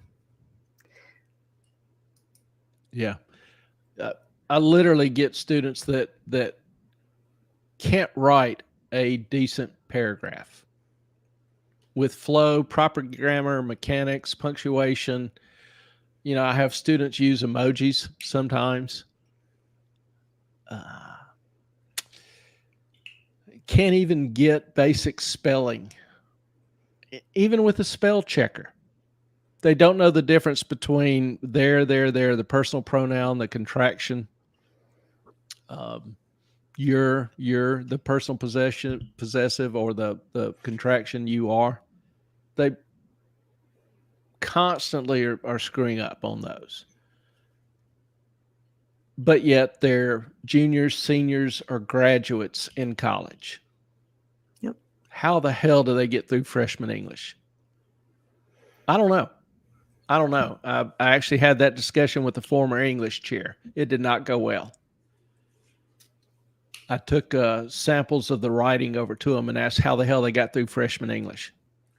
And if I was going to be doing their job, I ought to be paid double. I agree. They ought to put me on the English department's payroll as well. Suzanne Cole Rice, can we come visit you? We've been thinking about Wyoming or somewhere to move to. Oh my God, could we please come visit you? Yeah, it's a beautiful state. I'm not sure I can handle the winters. But Clay was going to go out there this summer. Then we had a family issue, and that didn't happen. But Yeah. can we please? Can we? I was come going to visit road you? trip, but didn't end up happening. But may do it again. I definitely want to do it. Just literally pack up the car, throw a tent in it, some MREs, and just head west. Oh. Brentwood. Oh, yep. Would love to share some of the unique things I've seen in Conversation. radiology reports over the years with you. Clay That probably would counts too. only if you have the pictures still. I've got, my son had hydronephrosis of his kidneys when he was born. I still have those MRIs. That's not what that's not quite the degree I'm talking about. I I've know. seen some I'm just weird saying. things in This is cool. the emergency room, but we won't go into those. Crazy Let's cat not. queen. Crazy is actually accurate. I've been tested and certified. Oh, Insert maniacal laughter. BS. Oh, you are some kind of hero for your care and the effort you put into your animals. We are huge fans. Winters are tough. I'm actually in Colorado, going up to Wyoming next week. I would love to retire there. What part of Wyoming? Kind of looking up, and for me, I was kind of looking up in the northern, maybe on the western side. Hopefully trying to avoid some of the winter blizzard heavy winds. But He just wishes he was Rip on Yellowstone. That's his underlying goal. Am I no, wrong? you're wrong. No, that's either. Yeah, I like Rip, but I don't want to work for anybody else. I don't want to be a cowhand. I would love to live on that land. That land is beautiful. the mountains and the fields and all. Mm-hmm. But no, I don't want a big spread. 30 acres. So he has a Do little a little cabin in the homesteading. back. Do what? Yeah. He has a little cabin in the back. Yeah, little He's not in the cabin. big house. No, living up in the cabin on that hill. Yeah. Yeah, I'd like to be more up in the mountains with trees. Doesn't seem to be a whole lot of trees necessarily around there, but it depends. But yeah, being Rip, no. Do I like Rip? Yeah, I do. I didn't mean be Rip as far as his work. I just meant where he lives, little tiny cabin. Not tiny, but a little cabin. Crazy Cat Queen. Affirmative action failed because the very basic educational system we have in the U.S. is effed up from day one. There's no excuse for different schools having widely different standards and resources. Well, the good thing is they're all dropping their standards low enough to where they're not widely different. Another problem is the Department of Education, which is a national thing, actually gives each state more, or their educational system more money if they teach the curriculum that they want them to. So that's another major issue. Yeah, we have gone to great efforts and great expense to screw up our medical and educational systems, in my opinion. Mm-hmm. Lady in Black, at least in Ontario, you have to write an English exam in order to enter university. And if you don't score high enough, you have to take and pass a course first year to continue. Fair I enough. would so cheer that on. I really would. Mm-hmm. Instead of raising the standards and demanding more of the students, because kids have a unique ability to rise to a challenge if properly challenged and, given some of the basic tools. That's how they learn. Learning is not easy.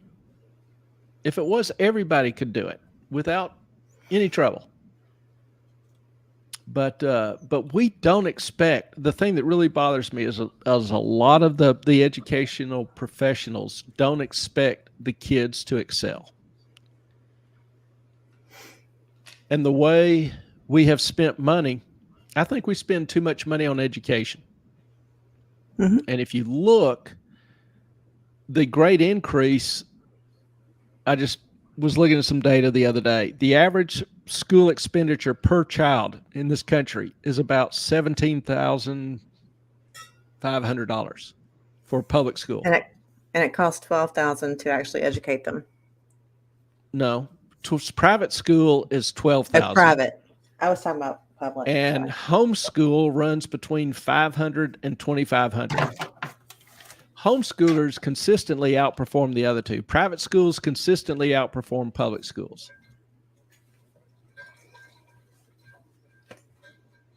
But the thing is, if you look at the money that's going into public schools, we have more administrators than we have teachers. The money is going into bureaucracy, not teaching. It's not going in the classroom. So teacher pay really doesn't go up that much. But their labor, their workload for all the paperwork does. So they have less and less time to dedicate to teaching. They also have their hands tied in terms of trying to innovate or do creative things in the class. How do you know what's going to work until you let teachers try? You don't. Also, there's no reward for teachers failing to do their job. I mean, there's no punishment for teachers failing to do their job. And for those that do it in an outstanding way, there's not much, if any, reward. We've just got to screw it. We just have all the wrong incentives. The incentive is to protect your tenure and keep your job and, put in your 8 hours a day and go do it. There are some good teachers out there. There's some teachers that care. I'm not saying that. I'm just pointing out that our whole system, we spend way too much money. If you look at what we put into public schools, it's almost exponential in terms of the increases over the past 30, 40 years. The performance has remained flat or dropped on standardized testing. If you look at actual skills in math and English reading competency, they've dropped. I had a junior a year ago, could not convert 1/4 into a decimal point. 0.25. So I think we're screwing the kids. We let them graduate from college with a mortgage, and they can't even read and write at a 12th grade level. It's insane. Speaking of screwing the kids, that was a horrible way to segue into this. If any of you have seen The Sound of Freedom with Jim Caviezel, and the story about Tim Ballard, who was founder and CEO of Underground Railroad, he has a new fund that he is using to actually finance the best of the best people to rescue children from sexual slavery. He announced it a few days ago, but I wanted to, for those of you who may or may not want to donate, the website is SPEAR, SPEAR, fund, FUND.org. And he is vetting every single one of he actually stepped down from CEO of Underground Railroad. And what's the other one, Clay? There's an N. Nazarene Project. The Nazarene Project, which is his wife is running now. But they are getting donations or collecting donations, and they are sending the best for the best situation, because they want every child to have the best rescue they can, people that are there to help them and people who can help them, and are best qualified to help them. So again, it's spearfund.org, SPEARFUND.org. It is something that is very close to my heart, and I really do appreciate it. Also, do you have the link available that you can post? Yeah, I gotta do it. Hang on. Okay. Susan, you are not unlike many of us who want to find a place that is far away from politics and policies and just to live our best life. Peace has really become greatly appreciated. And, whatever time I have remaining, I would like to spend it away from the hustle and bustle and the chaos. I'm not quite ready to retire fully yet, but it's on my mind. It's coming. Okay, I messed up the first time. Hang on one sec. Just a thought, Suzanne again. Just a thought. There's been so much talk about investing in gold and silver. My question to you would be, should you not be buying jewelry instead of investing in gold and silver? Jewelry oftentimes is it's 10 karat or 14 karat gold. It's not as intensive a gold weight, and you're paying for the jeweler's time in designing it and making it rather than for the gold. So if you're looking for, a hedge against inflation, regular jewelry probably wouldn't provide that. It probably would depreciate over years. Now, if you're talking about antique jewelry, that would be a different discussion. I probably would look or be more interested in antique coins, rare coins, because not only do you have the antiquity perspective to help protect the value, you also have the gold content. So if I were to look to invest in gold for, future investment or inflation hedges, I would probably be more interested in rare coins. That also reminds me and I forgot to do it. We We had a haven't gotten to a question. single question tonight. Yes. But the goal is to try to answer those. Okay. We'll get From there. Nicole has ADHD. And we love you, Nicole. Oh. My biggest question is where to find the best business line of credit. We need some immediate cash flow for payroll as we're hiring 2 new income generating employees. And it can take 2 months sometimes to get payments from insurance. It might take a while. All right. Best business line of credit. I don't know whether you're corporate or sole proprietorship. Don't know how long you've been in business. But a couple of suggestions might be something like Blue Vine. You know, you're probably looking around, I don't know, an 8% rate, 8, 10, 12% rate.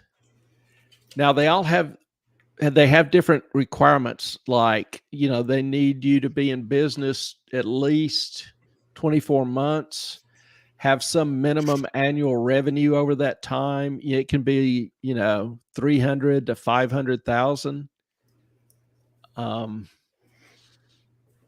You know, some companies won't lend to certain industries. I'm pretty sure you're not in any of these industries because they're generally like porn, drugs, political campaigns, you know, whatever.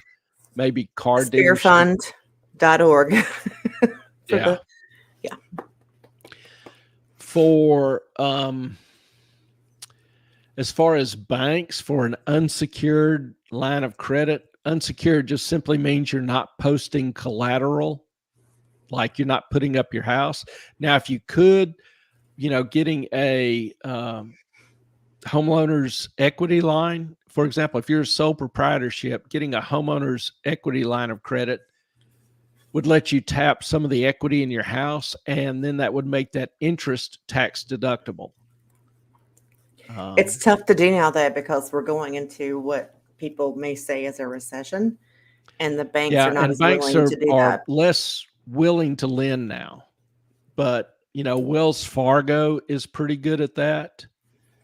They have different lines of credit. They have a business line, you know, that requires a couple years in business. If your business is younger than 2 years, they have another line. The rates are going to be a little higher, probably 10, 12%. I'm not sure. I can't swear to that. But, you know, they'll lend you 5 to 50 grand, somewhere around there. You may have to personally guarantee that loan. Probably need a FICO score of 680 or 700 or above. So, you know, they've got some requirements, and I can't specifically give you a recommendation, but I hope that helps and gives you some better information to deal with. And I'm sorry for being slow in answering that. Usually, you know, our goal was to answer those first off, and absolutely got distracted.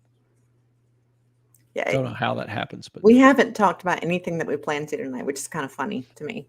Yeah, because you're always like, "What are we going to talk about?" I'm like, "Don't worry about it. Just let it happen."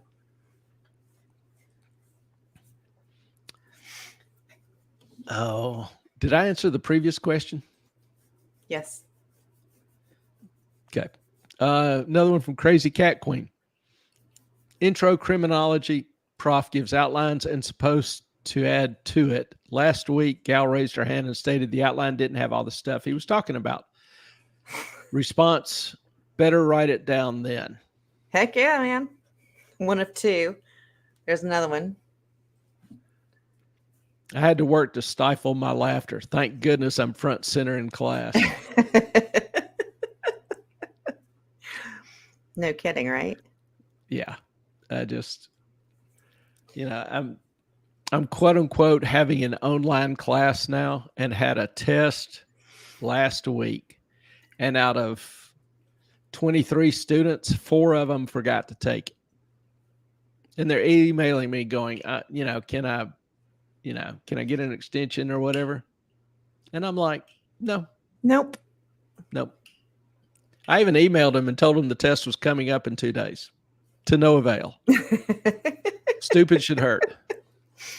My Yes, it rule should. number 2. Oh, we'll have to put all your rules up at some point. That's the Porn, website. drugs, political campaigns. Yes, the 3 big moral cesspools. Wait. There we go. Yeah, I mean, they that's are.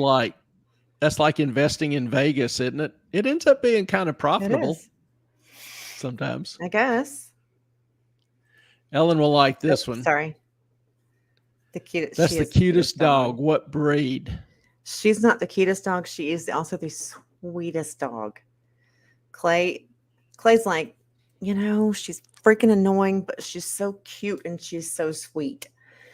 She will follow me into the ocean. She will swim right after me. Like, that's my mama, and I'm not letting her go. She's a Morkie. She is half Maltese, half Yorkie. We actually, one of her pups had a DNA test done, and she is like 51% Yorkshire Terrier, 30 some percent Maltese, and then the next was Havanese, and then below that was Silky Terrier. So she's all of the lovely things, and she is awesome. I love her. She's my baby. She is Clay's sweet. like, I Gotta give her know. that. And she's cute. She- Clay's like, she's just so darn cute. She's irritating as hell, but she's cute. She's not she just irritates you. She's always trying to climb on me, always pawing at me, always wants in my lap. And I'm like, Oh, thunderstorms? She's like, but because now, we've lived with you for what, 5 years now? yeah. So she's like, Daddy, I'm scared. Thunder, lightning, you got to help me. And so she crawls right up in his lap and all up in his face and going like, oh my goodness, you got to help. And he grabs her. He's the good daddy.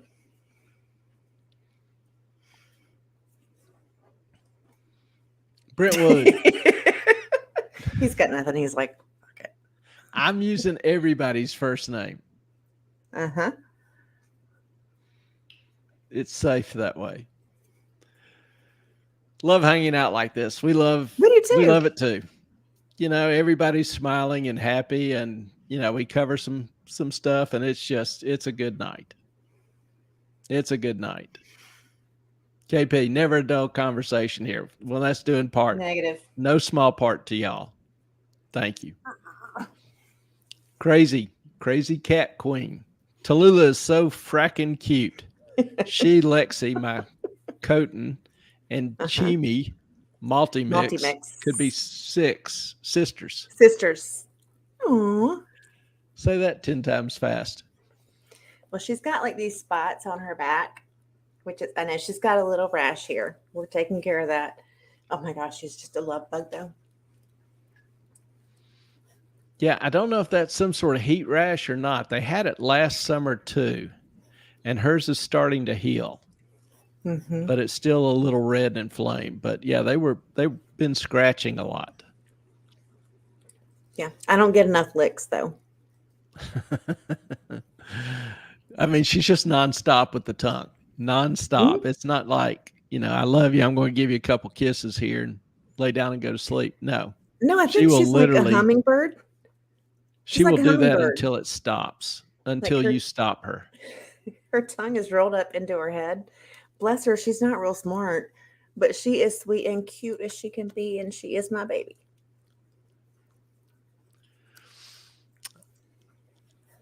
What a fracas. They forgot. How often would you like to have a sign that says, "Welcome to adulthood and consequences"? Well, truth. Mm-hmm. Tallulah is a professional snuggler. That's probably the best description I've heard. She loves it. But snuggling implies that the little spoon is still.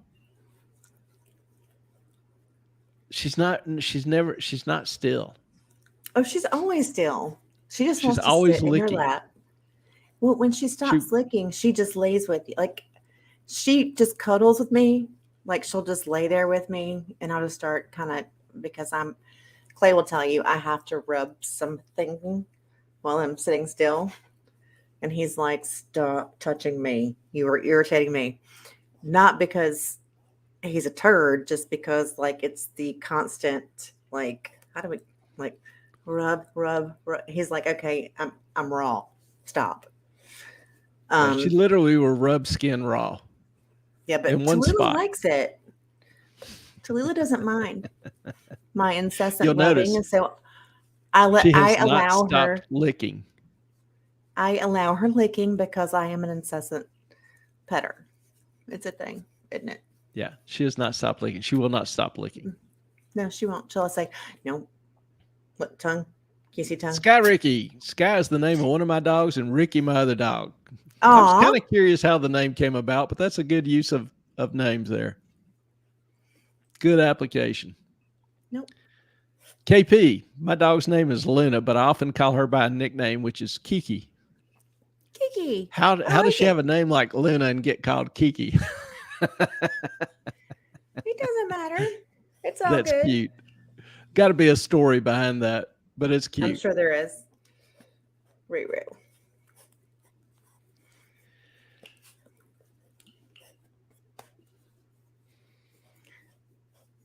Right? I know. Mm-hmm. It is very cute, though. It does make me grin, and Ellen too.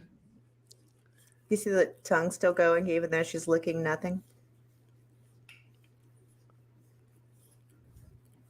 Doesn't care. Crazy Cat Queen. I have a cat whose liquor has left raspberry scabs on my chin. You know, With a she cat's can't help tongue. it. Yeah, That's sandpaper. Yeah. Well, I could Tallulah see would that. probably do that too. I don't know that I would be that patient. After the first You couple wouldn't. licks with the cat, I'm like, done. The cat's always butting my hands trying to get me to pet her more. Well, I'm dancing. And I am dancing. She's my Where's boo. Chunk? Um, he's got his chew. He's right behind me. Okay.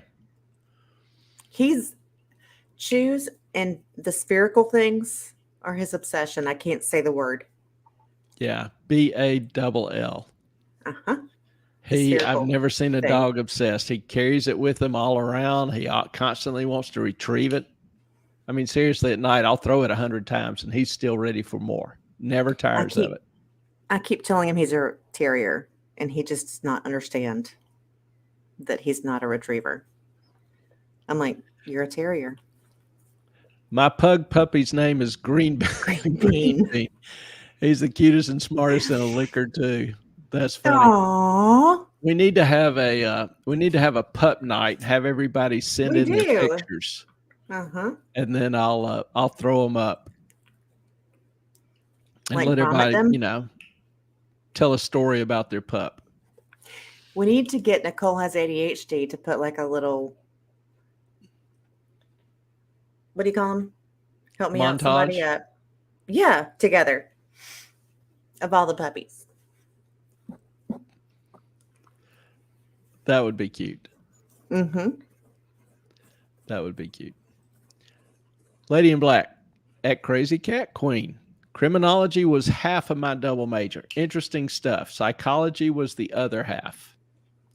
That's We also do have a interesting. diverse audience in terms of backgrounds and areas. Mm-hmm. Sky Ricky, that's a fun idea. I think it'd be a good idea. I'd be interested to see everybody's, Yeah, pups. mail If us you, pictures or yeah, email us pictures at moffatonmoney@gmail.com. the link is on the YouTube page. So On the yeah, about page. Yes, please. We would send us pictures, love and to do that. we'll throw them up. I Like think vomit everybody them. would enjoy seeing the the fam. don't don't vomit them. Put them up. Don't vomit them up. Crazy. I actually just officially changed my primary course of study today to criminology. Nice. Congratulations. Sounds like you're kind of decided on a maybe a career pursuit, a pursuit of a career how do I word that?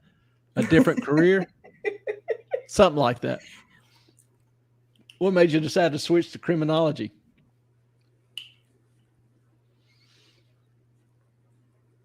Anybody familiar with Mike Adams? Does that name ring a bell? No. He wrote for Town Hall some. No. Actually knew Mike before he passed. Oh, And, yes, I do. Never mind. Yeah. You just reminded me.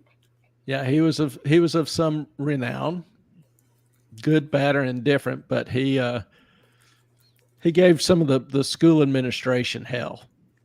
At UNCW. And he could deal it out. He was an interesting guy. Pup party. That's what we'll call it. Pup party. So y'all send us your pup pics. I wish we could like put them all in like the same spot and they can all swim and play and frolic and do puppy things, but we're all so far away from each other. But I still love all you guys, and I just love that we have such a diverse group, and that's just thanks. No, not familiar. Mike was actually on the faculty at school, and he had kind of a national following. He was at UNCW. kind of he had kind of an acerbic wit, very, very pointed wit, very sharp, rapier kind of wit. And he gave generally better than what he got. And was not a big fan in his department. So they denied him tenure or full tenure, full professorship. So he sued the school and he won in court. So they had to award him the full professorship and pay him, back pay and pain and suffering, whatever else. So he came out of that pretty well and ended up having a fair amount of notoriety. He would write a column for Town Hall. But he was a character. He was a character.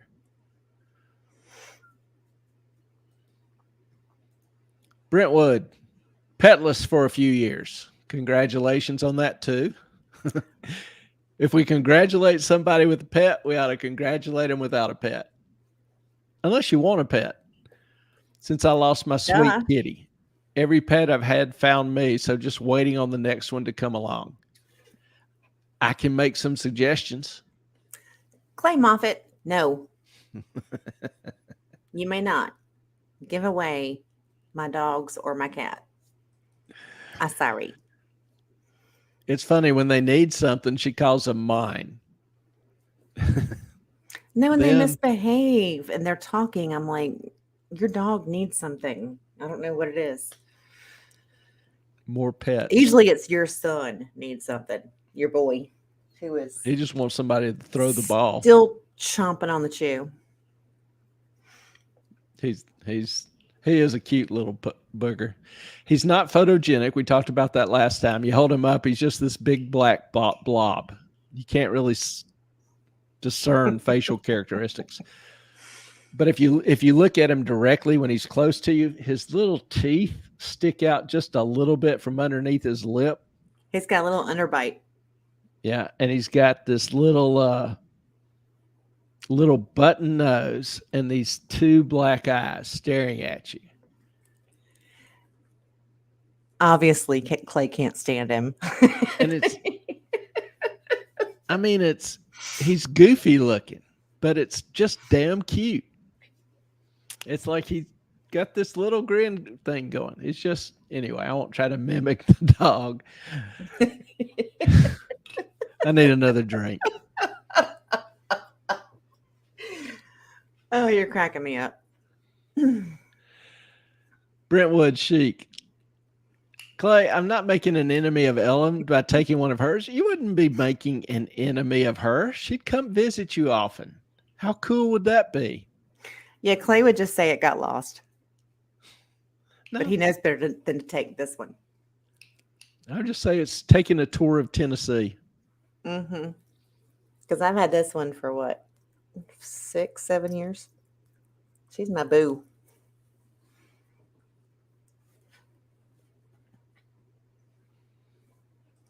And then you've got Melissa replying to Brentwood. That's how it I happens. think about every pet I had found me comment. That's how it happens. Mm-hmm. So, Absolutely. and I think there's a lot of truth to that. I've known a lot of pets that have quote unquote picked out their owner. I know, when I've gone to purchase a dog, finding the one that comes up to you and has the personality and demeanor, there's just a little bond that forms there. And I think I don't know the science behind that, but I believe in it.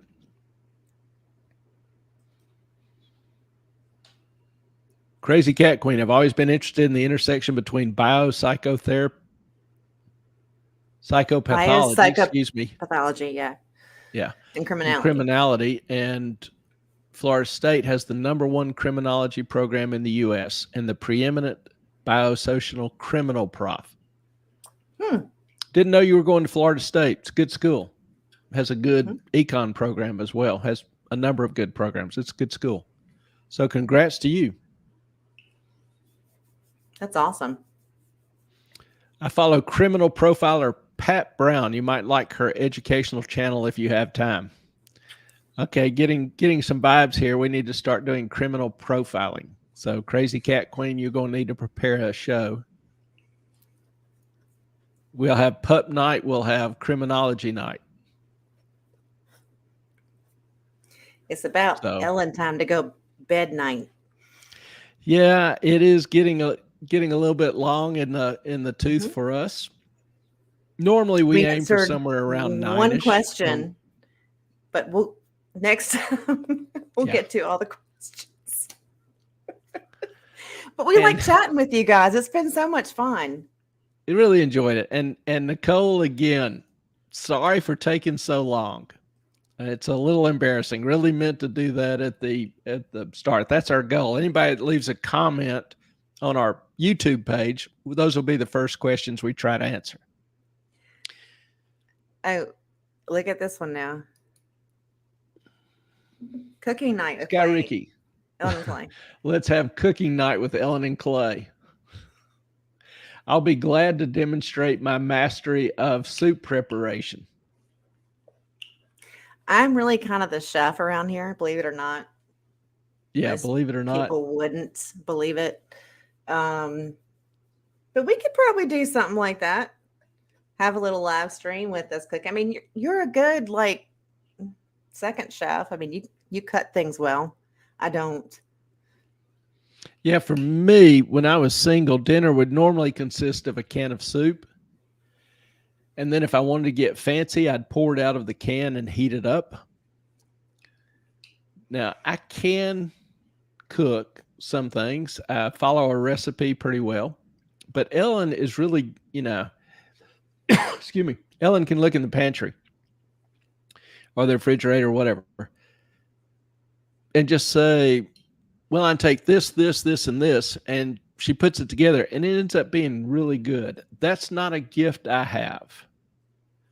I mean, I'll make chili, Yeah, Clay has to have all the ingredients lined up. I have to know what I'm doing, get the ingredients, and then I'll cook that night. But yeah, just looking at what I have and then, going, what can I do with this? Well, I can heat up the green beans. I can heat up a can of soup. So I can, we should do like a survival bake some chicken. Like a survival food night. I can do survival food. I'm not talking about MREs. Growing up, my mom was gone, I guess when I was 12, 4 nights out of the week. And so it was up to me to cook for older brother and I, and that's where I learned that skill. It was just like you just got to take whatever you could find and turn it into something that is at least decent. So that's where that came from. It's not some magical thing I have in my brain. It's just a skill that you have to learn growing up, I guess. She's good at putting stuff together. KP, we love you too. KP. Sky Ricky, Uncivil Law streams his cooking. We can have, Rob has a camera in his shop. So Yeah. we just mount a camera in the kitchen. We've got several extra. We can do that. That's funny. Oh, Crazy Cat Queen, we love you too. MREs. They're so good, aren't they? They're really good. If you ever had the old K or C rations, you'd know how good they were. They're awful. Ellen, you need a lighter background. Thanks for everything. Well, Clay, she does. List. Mm-hmm. It's a little dark back there. It's also a little hot. We need to improve our. It's not good. Huh? It's also a little hot. So turning on the lights just makes it very. In case y'all missed it, our AC is a little bit not working that great. Yeah, we had the guy out, and he actually kind of ran out of time. I don't know what else he had planned, but probably I really need to get some folks out and get some quotes on a new system. I'm pretty sure that whole damn thing is going to need replacing. Yeah, I'm actually in my room. It's just so much cooler without the lights on. So, yeah. You look like you're outside in the black of night, Ellen. I promise you I'm not. Ta-da! The dogs have been up there chewing their bones. They have a bed up there. We got all kinds of stuff going on. Yeah, no, it's just the lights are kind of toasty. Sorry, guys. Well, listen, it's about that time. Really have enjoyed the fellowship with you and the discussion. We do love you and are grateful for each and every one of you. Hope y'all have a great night, great week ahead. And if you can, join us on Saturday night. We'll look forward to seeing you then. Thank you all for a great evening. Thank you, Brentwood. Thank you for a lovely evening. And our time is up. We appreciate you guys. We thank you for yours. Thank you. Blessings to you. Good night. Oh, real quick. I had C rations when I was in military school. I kept everything dehydrated because I hated that sponge texture. Oh, it's the worst. Okay, if you ever need some, we have cases of them, so you just let us know. We have MREs. We don't have the old C rations. It was kind of like the canned hash or dog food. Somewhere in there. All right. I love you guys. Same idea. Good night. Y'all have a great Sweet night. dreams. Thank you. We'll see you Saturday.